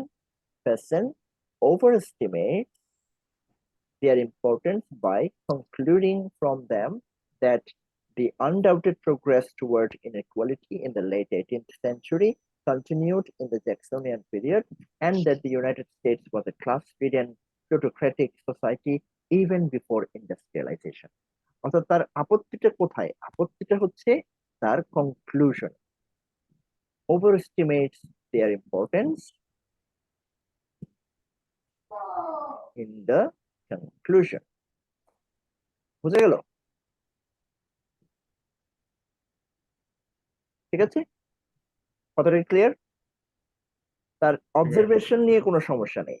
এফিমেরাল প্যাসেন এগ্রি করেছে, প্যাসেনের আইকনোক্লাস্টিক স্টাডিতে, নো ওয়ারিস। তারপরে তিনি প্রেজেন্ট করেছেন একটা একটা করে এক্সাম্পল। ফ্যামিলি ফরচুন দিয়ে তিনি বলেছেন যে সি তারা কিন্তু অনেক বছর ধরে আছে, দিনের প্রজন্ম থেকে প্রজন্ম ধরে। তারপরে তিনি মার্কারিয়াল নয়, তাদের ফাইন্যান্সিয়াল প্যানিক্স তাদেরকে কাবু করতে পারেনি, সেটা দিয়ে এক্সাম্পল দিলেন। তারপরে তিনি বললেন যে তাদের শেয়ার কন্টিনিউয়াসলি বাড়ছে, সেটা দিয়ে এক্সাম্পল দিলেন। বলছে সব ঠিক আছে, these observations are true, no doubt. Hassan overestimates their importance, কিন্তু এই অবজারভেশনের ইম্পর্টেন্সটাকে তিনি overestimate করেছেন by concluding. So there is something, author is not agreeing fully with his conclusion. এখানে তিনি এটাকে বেশি ইম্পর্টেন্স দিয়েছেন, অথর অতটা ইম্পর্টেন্স দিতে রাজি না। So number 4, according to the passage, Passan indicates that all of the following were true at the very wealthy of the very wealthy in the United States between 1825 and 1850, except. So we are getting 4 true options here and 1 wrong option. One option will not match. এই except শব্দটা অবশ্যই গুরুত্বপূর্ণ সহকারে খেয়াল রাখতে হবে। Not, but, except, এই শব্দগুলো খেয়াল রাখতে হবে যে আমরা আসলে কি খুঁজছি। আমরা 4টা মিলাতে পারবো, একটাকে পারবো না, সেই পারবো নাটা হবে আমাদের উত্তর। ঠিক আছে? Okay, so they formed a distinct upper class, yes or no? yes, They formed a distinct, please participate, শব্দ করেন, আওয়াজ করেন। স্পেসিফিক ভাবে কি বলছে তারা ডিস্টিংক্ট আপার ক্লাস? এটা কি বলেছে কোথাও? বলেন। but সাবরিনা ও ফারিহা কি রেসপন্স করেছেন? বলেছেন Distinct upper ইনঅর্ডিনেটলি class এর ওয়েলদি কথা ক্লাস বলা আছে? দেখাচ্ছেন একটা কোথায়? ডিস্টিন্ট আপার ক্লাসের কথা কি বলা আছে এখানে কোথাও? To establish the existence of an inordinately wealthy class. Establish the existence of an inordinately wealthy class. So this is the upper class we are talking about, wealthy right? ক্লাসের কথা তো ভাই আছে, in orderly wealthy class existence establish. তাহলে এটা এটা আছে, তাই তো? হ্যাঁ, Okay, many of them were able to increase their holdings, yes or no? yes, Yes. yes, increase their 1% holdings আছে এটা। Many of them were হ্যাঁ, able to increase their holdings. আমরা দেখেছি, কারণ সেভাবে শেয়ারটা বেড়েছে। Okay, some of them worked as professionals or in business, হ্যাঁ, active in commerce and profession, yes. yes, Some of হ্যাঁ, them. Many of them inherited, but some of them active in professions and business. Most of them accumulated their own fortunes.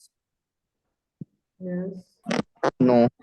No, 1% বলছিল না এখানে 1% এখানে না, most of them যদি হয়, এখানে বলেছে most of the wealthy were not self-made, but Inherited. Inherited, No, no, হ্যাঁ, no. হ্যাঁ, most of the Inherited. শুধু inherited, not self-made. so most of the wealthy were not self-made, তার মানে most of them, এখানে যদি হ্যাঁ, বলে এটা opposite most idea. of them accumulated their own fortune, this will No. not be true. So this is the answer. Okay, Many of them written. many of them retained their wealth in spite of financial upheaval. হ্যাঁ, Yes, হ্যাঁ, আমরা ওই যে financial crisis যে ওরা not affected. exactly. তো আমরা link করতে পারছি। এটাই হচ্ছে ভাইয়া ডি প্যারাফ্রেজ। নাম্বার আনসারটা একটু ক্লারিফাই করুন তো, এটা ডি মোস্ট অফ দেম, হ্যাঁ ডি most of নাম্বারটা them আনসার হবে কেন? accumulated their own fortunes, এটা not true, এটা এটা সঠিক হ্যাঁ নয়, নট ট্রু। ঠিক আছে, এটা সঠিক নয়, এজন্য আনসার। না বুঝছি, তো ওখানে আপনি একটা লাইন লিংক করেছেন এটার সাথে, মানে Yes, এটা let's go to that point, যে কোন জায়গায় আছে এটা, এখানে আছে, তাদের সম্পর্কে হুম, বলা হচ্ছে to establish the existence of inner 20 Are not plus, self-made. though active in commercial professions, most of the wealthy were not self-made. হ্যাঁ ওয়ার নট সেলফ মেড। আচ্ছা তারা আচ্ছা। নিজেরা নিজে হয়নি, নিজেরা করেনি, তারা কি করেছে, but had inherited family fortunes, তাহলে সেলফ মেড তারা ছিল মানে না, পরিবারের ইয়ে থেকে নিয়েছে তারা। ফ্যামিলি ফরচুন পেয়েছে, বদদিনা সম্পদ পেয়েছে আমাদের চট্টগ্রামে। Most of them accumulated their own fortunes, no, most of them family fortune হবে এটা, ফ্যামিলি অ্যাকুমুলেটেড তো হয় না, fortune. Most of them inherited family fortune. এখানে বলা হয়েছে most of them family fortune, inherited family fortune, আর অপশনে আছে most of them accumulated their own fortune. Okay, so that's why this is not true, yes. This is wrong, এবং wrong হওয়ার কারণে except থাকাতে এটাই হচ্ছে উত্তর। ওকে, which of the best which of the following best states the author's main point? So since study, প্রত্যেকটা study সম্পর্কে বলা আছে has overturned the previously established view of the social and economic structure of early 19th century America. না, পুরোপুরি তো overturn করতে পারেনি, মানে চ্যালেঞ্জ করছে। আচ্ছা, okay. Tocqueville's analysis of the United States in the Jacksonian era remains the definitive account of this period. No, not definite. এটা বলেনি, তাই না, প্রথমে রং বলেছে, অ্যাপারেন্টলি ওয়াজ রং, এরপরে ওকে নিয়ে আর কোনো কথা বলেনি, অর্থাৎ ঘুরে এসে যে তারটা সঠিক এরকম কিছু বলেনি। Peasant study is valuable primarily because it shows the continuity of social system in the United States throughout the 19th century. This why it's valuable. এটা একটু যাচ্ছে। এটা কি আচ্ছা, peasant ই- study ই valuable পর্যন্ত হওয়ার পড়ে কারণ কি শেষ এরকম? করতে হবে। না, আচ্ছা। ভালো তো বলে নাই। The social patterns and political power of the extremely wealthy in the United States between 1825 1850 are well documented. না, এটা Yes. মানে হ্যাঁ, এটা আমার মেইন আইডিয়া, এটা খেয়াল মেইন করেন, আইডিয়া। ওকে, প্রায় প্রত্যেকটাই এখানে কারেক্ট হতে পারে, কিন্তু আমরা কি চিন্তা করছি, বেস্ট স্টেটস দি অথরস মেইন পয়েন্ট, মেইন পয়েন্টটা নিয়ে কথা বলছি, মেইন পয়েন্টটা কি, তার মূল বক্তব্যটা কি, সেটা নিয়ে আমরা কথা বলছি, ঠিক আছে। আচ্ছা, হ্যাঁ, এটা হইতে পারে, এটা হবে। এতে কি আছে, peasant challenges a view of the social and economic system in the United States from 1825 to 1850, but he draws conclusions that are incorrect. incorrect. মানে ওভার স্টেটেড ছিল। রাইট, তাহলে চ্যালেঞ্জেসটা কোথায় পাচ্ছি, তিনি যে ভিউ, চ্যালেঞ্জেস এ ভিউ, এটা কোথায় পাচ্ছি আমরা? প্রথম সেন্টেন্সে অ্যাপারেন্টলি কি এই যে আছে সেখানে? এই যে সেলফ মেড ছিল না, তারপর No, ক্রাইসিসের সময়ও আপনার Iconoclastic. ওয়েলথ গুলা ডিক্রিজ করে নাই। no, it's we are talking about peasant study. প্যাসেন্স iconoclastic ওই ইয়েটাই। Exactly, thank you. এখানে বলা হয়েছে peasant iconoclastic study. So peasant challenges a view of the social and economic system. Social economic system সম্পর্কে যে ভিউটা তখন ছিল সেটাকে peasant চ্যালেঞ্জ করেছেন, and it's clearly said as the author uses the word iconoclastic. Okay, তারপরে states but he draws conclusions that are incorrect, সেটা কোথায় আছে, last day, overestimates their importance in the conclusion. Clear? এটা দিয়ে প্যাসেনের overall passage সম্পর্কে ধারণা পাওয়া যায়। So E is the answer. হ্যাঁ, এখন পর্যন্ত কনফিউজ, কিন্তু আমি যদি এক্সাম্পলে থাকতাম, আমি হচ্ছে এই ওভার স্টেটেড যে ব্যাপারটা, এটা যে ইনকারেক্ট, এটা আমি মেনে নিতে পারতাম না। আমার কাছে মনে হচ্ছে ইনকারেক্ট শব্দটা অনেক ভারী একটা ওয়ার্ড, Okay, আর ওভার স্টেটেড ব্যাপারটা কম্পারেটিভলি একটা মডারেট একটা ওয়ার্ড আমরা বলি আর কি। okay, একটা স্টাডি যখন হয়, স্টাডিতে কি ভুল হতে পারে, আন্ডার এস্টিমেটেড একটা বিষয়, ওভার এস্টিমেট বা আন্ডার এস্টিমেট যদি করি তাহলে এস্টিমেটস আর রং, রাইট? হ্যাঁ, দ্যাটস ওয়াই ইনকারেক্ট, জি, ঠিক আছে, একদম ওয়ার্ড ফর ওয়ার্ড, আর কিছু না। হ্যাঁ, একটা স্টাডি, আমি একটা এস্টিমেশন নিচ্ছি, সেই এস্টিমেশন যদি বেশি ওভার এস্টিমেট করি বা আন্ডার এস্টিমেট করি, my estimates are wrong, so it's incorrect, wrong. That's it. Okay, Got it. okay. হ্যাঁ, আর আচ্ছা সবসময় ওটা খেয়াল রাখতে হবে যে ঠিক আছে আমি কনভিন্স পুরোপুরি হতে পারছি না, এখানে একটা ডিগ্রি অফ সামথিং একটু গ্যাপ আছে, তাহলে আমি আরেকটা অপশন নিয়ে খেলার চেষ্টা করবো যে আরেকটা অপশন এর চাইতে বেটার মেইন পয়েন্ট আমাকে দিতে পারে কিনা। ঠিক আছে, এই ইয়াটা ভালো, ডাউটটা ভালো যে আমার ইতে আছে কিন্তু ইনকারেক্ট বলবো কিনা, this is a strong word, very good sense of reading passage. But তখন আমাকে খুঁজতে হবে ABCD বাকি চারটার মধ্যে আরো কোনো বেটার অপশন আমার আছে কিনা, but in this case we don't. ঠিক আছে, তো হ্যাঁ, আজকে আমরা একটা ব্যাপার খেয়াল করলাম, আপনি সাইড নোট যেটা নিছেন এটার কারণ হচ্ছে আমাদের মানে আনসার করাটা অনেক বেশি ইজি হয়ে গেছে, তাহলে কি আমরা সেম ব্যাপারটা এক্সামে প্র্যাকটিস করবো, রাইট? এক্স্যাক্টলি আমরা সাইড নোট নিব, এটা হচ্ছে সামারাইজিং টেকনিক। ঠিক আছে, আমি যেটা শুরুতে আলোচনা করেছি যে আমাকে প্যাসেজটাকে কি করতে হবে, প্যারাফ্রেজ করতে হবে, সামারাইজ করতে হবে, সংক্ষেপে নিজের মতো করে বুঝতে হবে। হ্যাঁ, এখন এই সামারাইজটা আমরা আজকে মিডিয়াম প্যাসেজ নিয়ে করেছি, মিডিয়াম প্যাসেজ নিয়ে করতে গিয়ে আমার তো মোটামুটি টুকটাক একটু একটু করে অনেক কিছু লিখে ফেলতে, এখানে আমি কিছু কিছু ক্ষেত্রে আসলে লম্বা সেন্টেন্স লিখেছি এবং আমার ওই লাল নীল দাগগুলো আসলে আমার বিরক্ত লাগে সেই জন্য। আর তো কিন্তু আপনারা কিন্তু হিস্ট্রিক্যালি কখনোই আমাদের এরকম একটা ইয়া করবেন না, ছিল। আপনারা জাস্ট একটা একটা শব্দ লিখবেন যে present iconoclastic, this is an important word, note it down, iconoclastic. হ্যাঁ, অনেকগুলো প্যাসেজ পড়ার পর এটা হতে পারে আপনার আর লিখে সামারি করার প্রয়োজন নাও হতে পারে। ঠিক আছে, but for the long passages আমাদের কিন্তু সামারি করার দরকার হবে, এই যে লম্বা প্যাসেজ, এবং তখন সামারিটা আমরা কিভাবে করব সেটাও বোঝার একটা ব্যাপার আছে। ঠিক আছে, 10টা 5 হয়ে গেছে। I mean, should we try a ওই লং? আমরা যে এখানে মানে কোনো প্যাসেজের সামারি করতেছি, এটাকে আমরা মানে কোনো জায়গায় নোট করার দরকার আছে মানে পরীক্ষার সময় বা কোনো কাগজে? ইয়েস, ইয়েস, আমি আমি অবশ্যই বলবো যে নোট করা উচিত, একটা কাগজে সংক্ষিপ্ত করে নিয়ে নেওয়া উচিত, না হলে বারবার আপনাকে ওদিকে ব্যাক করতে হবে। ঠিক আছে, বিশেষ করে জি ভাই, হিস্ট্রিক্যালি আমাদের প্র্যাকটিস ছিল মার্ক করা, কিন্তু আই গেস মার্কের চেয়ে এটা বেটার, মানে ইনিশিয়ালি মনে হচ্ছে আর কি। ওয়েল ওয়েল, হয়তো যদি রিডিং স্পিড মার্ক করার সুযোগ আপনি জিআরই তে পাচ্ছেন না।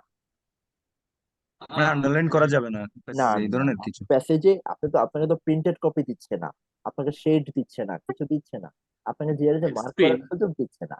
ঠিক আছে, জি এই জন্য আমাকে খাতায় আসতে হবে, আমি ওখানে স্ক্রিনে দাগ দিতে পারবো না, স্ক্রিনে আমি সিলেক্ট করতে পারবো না।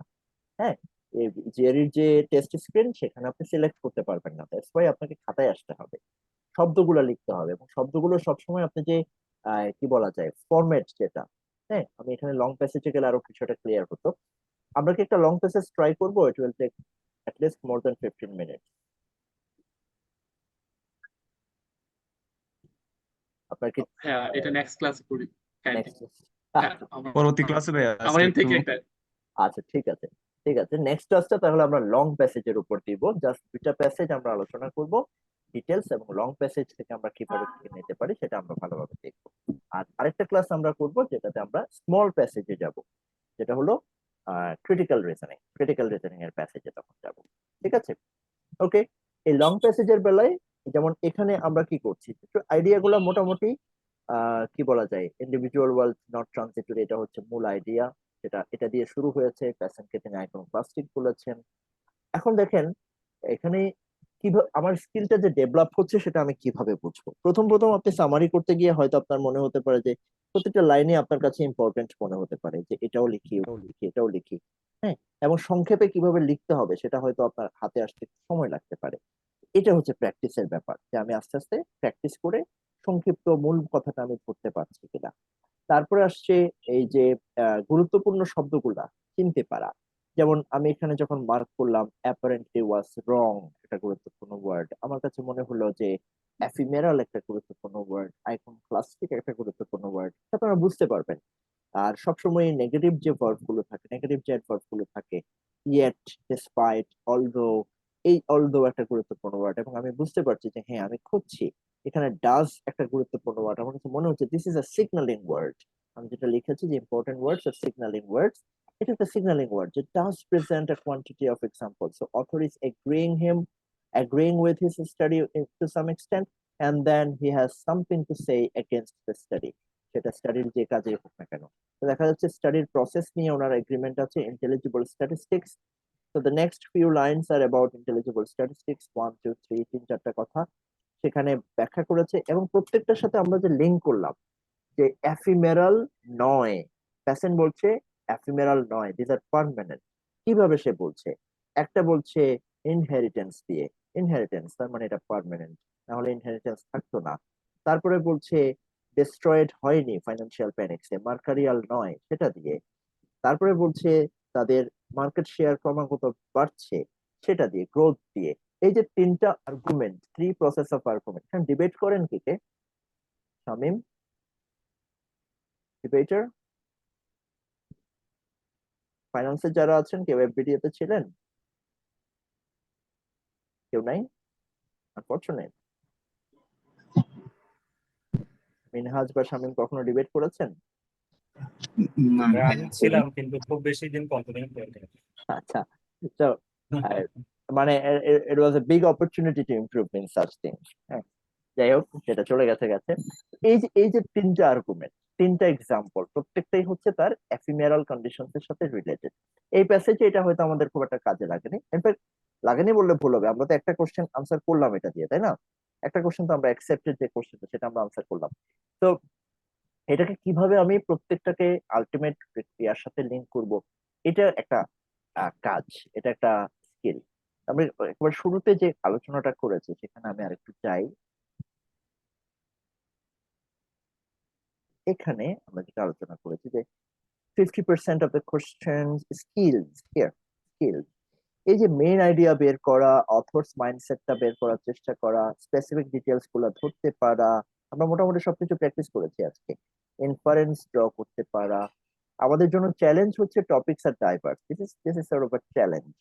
এই চ্যালেঞ্জটাকে ওভারকাম করার জন্য আমরা যেটা করব, আমরা কিছু স্ট্র্যাটেজি নেব। এই স্ট্র্যাটেজি গুলো কি? স্ট্র্যাটেজি গুলো হচ্ছে আমরা আমরা আমরা প্রথমে মনে রাখবো যে আমরা কিন্তু পুরো প্যাসেজটা আমরা ওই, যেমন আমি ভুলে যাব আমি এখন কার সম্পর্কে কথা বললাম, উই ডোন্ট কেয়ার। এতক্ষণ কার সাথে কথা বলেছি, কি সম্পর্কে কথা বলেছি, we don't care, we don't need it. We need to focus on the structure of the passage. এই স্ট্রাকচারটা এখানে গুরুত্বপূর্ণ। Structure of the passage important.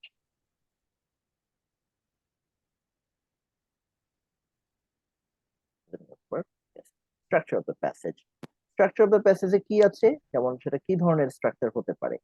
আমরা যেমন এখন ডিফারেন্ট পার্সপেক্টিভের উপরে যে অথরের আইডিয়া বা ইয়া পেয়েছি সেটা। তারপর কি পেলাম? ইম্পর্টেন্ট ওয়ার্ডস, ফ্রেজেস, প্যারাফ্রেজিং, রেফারেন্স, এই বিষয়গুলো আমরা ধরার চেষ্টা করলাম। এগুলো ঘুরে ফিরে একই কথা। যেমন আমি আরেকটা জিনিস লিখতে পারি যে সিগন্যালিং ওয়ার্ডস, সিগন্যালিং ওয়ার্ডস গুলো ক্যাপচার করা।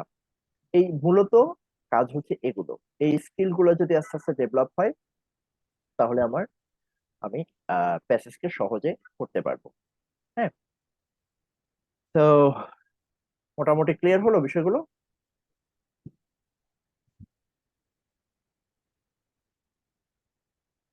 কোনো কোশ্চেন জি ভাইয়া, বুঝে গেছে, ক্লাসের বুঝে উপরে? গেছে। হ্যাঁ ভাইয়া, বুঝে গেছে।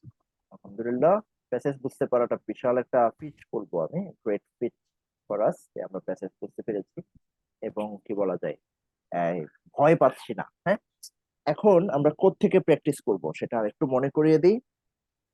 আমাদের প্র্যাকটিস করার জন্য তিনটা বই আছে। একটা হচ্ছে ইটিএস, আপনার ইটিএস এর যে তিনটা বই, এখানের বাইরে আমরা কখনো যাব না। একটা ইটিএস জিআরই থার্ড এডিশন যেটা আছে যেখান থেকে আমি আজকে প্রত্যেকটা প্যাসেজ করিয়েছি। এর বাইরে আছে ETS 150 verbal reasoning practice question, সেখানে যথারীতি ইজি, মিডিয়াম, হার্ড এভাবে করে প্যাসেজ গুলো দেওয়া আছে। বিগ বুক, বিগ বুকে অনেকগুলো প্যাসেজ দেওয়া আছে। এগুলো থেকেই আমরা প্র্যাকটিস করবো, এর বাইরে আমরা যাব না। ঠিক আছে? বিগ বুকে আমি একটু কমিয়ে নিতে চাই। বিগ বুকে আপনার বিগ বুকের যে বড় প্যাসেজ গুলো, এগুলো না একটু বেশি ভারী। এখন এরকম ভারী প্যাসেজ আসে না। আমরা লম্বা দুইটা প্যাসেজ প্র্যাকটিস করব, বাট লম্বা প্যাসেজে আমরা খুব বেশি মাথা ঘামাবো না, কারণ লং প্যাসেজেস আর রেয়ার নাও। হ্যাঁ, তাহলে লং প্যাসেজে আমরা খুব বেশি মাথা ঘামাবো না। এখানে ধরেন এই যে এই লম্বা প্যাসেজ গুলো, লং প্যাসেজেস, এই লম্বা প্যাসেজ গুলো আপাতত আপনারা অ্যাভয়েড করবেন। আপনারা ছোট প্যাসেজ গুলোতে ফোকাস করবেন। Smaller passages, this one, like common belief of some linguist, এই টাইপের প্যাসেজ গুলোতে ফোকাস করবেন। বিগ বুকে দেখবেন একটা ছোট প্যাসেজে, মিডিয়াম সাইজের, অর্থাৎ এই যে 15 লাইন, 15-17 লাইনের একটা প্যাসেজে তারা প্রায় 3টা 4টা 24 25 26 27 4টা প্রশ্ন দিয়েছে। এখন আপনি আশা করতে পারেন 2 থেকে বেশি হলে 3টা প্রশ্ন, বেশি হলে 3টা। হ্যাঁ, সাধারণত 2টা প্রশ্নই থাকবে হয়তো। বাট আমরা প্যাসেজ এখান থেকে পড়বো কিন্তু মিডিয়াম সাইজের প্যাসেজ গুলো। ঠিক আছে? আর যেহেতু আমরা এখনো স্মল প্যাসেজ গুলো করিনি, স্মল প্যাসেজ হচ্ছে এগুলো, যে একটা প্যাসেজ দেওয়া আছে, একটা মাত্র প্যারাগ্রাফ, মোস্টলি 2 to 3 সেন্টেন্সেস খুব বেশি হলে, এবং তারপরে একটা কোশ্চেন দেওয়া আছে, which of the following if true most seriously weakens the argument above। এই একটা সিঙ্গেল জিনিস, এটা এখন করবেন না, এটা আমরা ক্লাসের পরে, এই ক্লাসটা নিব আগে, এই ক্লাসটার পরে আমরা এগুলা করব। ঠিক আছে, তাহলে 3 রকম প্যাসেজের কথা বললাম, একটা মিডিয়াম, একটা লার্জ, একটা স্মল। স্মলটা আমরা করব ওই রিলেটেড ক্লাসটা করার পর, আর লংটা আপাতত করার দরকার নেই, আগে মিডিয়াম এবং স্মল প্র্যাকটিস শেষ করেন। এরকম লং প্যাসেজ আপাতত করার দরকার নাই, এগুলো করলে আপনার একটা বিতৃষ্ণা তৈরি হবে যে মানে বড় বড় প্যাসেজ কেমন হলো। এই ধরনের মিডিয়াম সাইজ প্যাসেজ গুলো প্র্যাকটিস করেন। And there are 3 sources only. সেই 3 সোর্সেস হচ্ছে সবগুলোই ইটিএস এর official books, theory 150 verbal, theory 3rd edition and new big book. Big বুকে আসলে নিউ এডিশন বলতে কিছু নাই, বিগ বুক এটা ওইটাই আগেরটাই, এর বাইরে যাওয়ার কোনো প্রয়োজন নেই। ওকে, আর প্যাসেজ প্র্যাকটিস করবেন, একটা প্যাসেজই বারবার বারবার করে পড়ার চেষ্টা করেন, যে প্যাসেজ থেকে এই যে আমরা আজকে যেভাবে বোঝার চেষ্টা করলাম একটা প্যাসেজকে ভেঙে ভেঙে, সেই চর্চাটা করার চেষ্টা করেন। একটা প্যাসেজ থেকে আমি আসলে সর্বোচ্চটা নিতে পেরেছি কিনা, এখানকার গুরুত্বপূর্ণ ওয়ার্ড গুলোকে আমি আইডেন্টিফাই করতে পেরেছি কিনা। কিভাবে বুঝবেন, আমি একটা ক্লু দিচ্ছি। ধরেন আপনি পড়ার সময় ওই ওয়ার্ডটাতে হয়তো ওভাবে ফোকাস করেননি, আনসার করার সময় দেখা গেল যে ওই ওয়ার্ডটাই গুরুত্বপূর্ণ ওয়ার্ড ছিল। আমার কথাকে বোঝাতে পারলাম? ধরেন আমি আইকনোক্লাস্টিক নিয়ে বা এফিমেরাল নিয়ে প্রথমে চিন্তা করিনি, পরে যখন আমি আনসার করলাম, মানে আনসার দ্য কোশ্চেন, তখন এখানে এসে আমি দেখলাম যে হ্যাঁ, এখানে best states the author's main point. এখানে এসে দেখলাম challenges a view which is related to the word iconoclastic, and he draws conclusions that are incorrect which relates to the word overestimates the importance when concluding. Okay, তখন আমি বুঝবো যে হ্যাঁ, পড়ার সময় আমি এটা কেন বুঝি নাই। আপনাকে এই প্রশ্নটা নিজেকে চ্যালেঞ্জটা দিতে হবে, যে তার মানে পড়ার সময় আমার এটা বোঝা উচিত ছিল যে আইকনোক্লাস্টিক শব্দটা গুরুত্বপূর্ণ, ওভার এস্টিমেট শব্দটা গুরুত্বপূর্ণ, কিংবা এই জায়গাটা গুরুত্বপূর্ণ। কিভাবে? কারণ এখানে অলদো আছে, although these observations are true, so all of these are observations, then goes for the conclusion. So this is the author's idea, author's comment. এই যে ব্যাপারটা, যে আনসার করার সময় যে সেন্টেন্সে আপনি ব্যাক করলেন, আনসার করার সময় যে শব্দটাকে আপনার গুরুত্বপূর্ণ মনে হলো, যে শব্দটা ব্যবহার করে আপনি আনসার করলেন, সেই শব্দটা পড়ার সময় কেন আসেনি এটা আপনার মাথায় নিতে হবে, এবং পড়ার সময় পরবর্তীতে ওই শব্দটার গুরুত্বপূর্ণ শব্দটা পিক আপ করতে জানতে হবে। ওকে, এটাই হচ্ছে স্কিল ডেভেলপমেন্টের জায়গা। আর কত দ্রুত একবার পড়েই আমি বুঝতে পারছি কিনা, এগুলো হচ্ছে কমন ব্যাপার। ওই ম্যাথে যেমন ক্যালকুলেশন স্কিল, এখানে সেরকম রিডিং স্কিল বলতে এগুলোই বোঝায়, যে আপনি স্পিড কেমন হচ্ছে, বেশি স্লো কিনা। স্লো বলতে আপনি হয়তো দ্রুত পড়লেন, যে present does present a quantity of examples together with some refreshingly intelligible statistics to establish this sentence। পড়ার পরে আপনার মনে হলো কি পড়ছি, আবার পড়ি, তাহলে তো লাভ নাই। আপনার unit to find out your own tempo, মানে আপনার যে গতি, লয় যেটা, সেটা আপনাকে খুঁজে বের করতে হবে, যে আমি কোন গতিতে পড়বো এবং সেই গতিটা আস্তে আস্তে কিভাবে বাড়ানো যায়। এবং পড়ার সময় ওই যে ফ্রেজ বাই ফ্রেজ পড়বো, ফ্রেজ বাই ফ্রেজ চিন্তা করে মাথার মধ্যে সেট করব যে এটা কোন পার্ট কোন দিকে গেল, কোন পার্টের সাথে কোনটা রিলেটেড। ঠিক আছে? Any more questions? Already people are leaving my room. Any more questions about skills, about practice, logistics? তো আজকের মতো আমরা শেষ করি। Thank you very much. Thank you ভাইয়া, আসসালামু আলাইকুম। Thank you.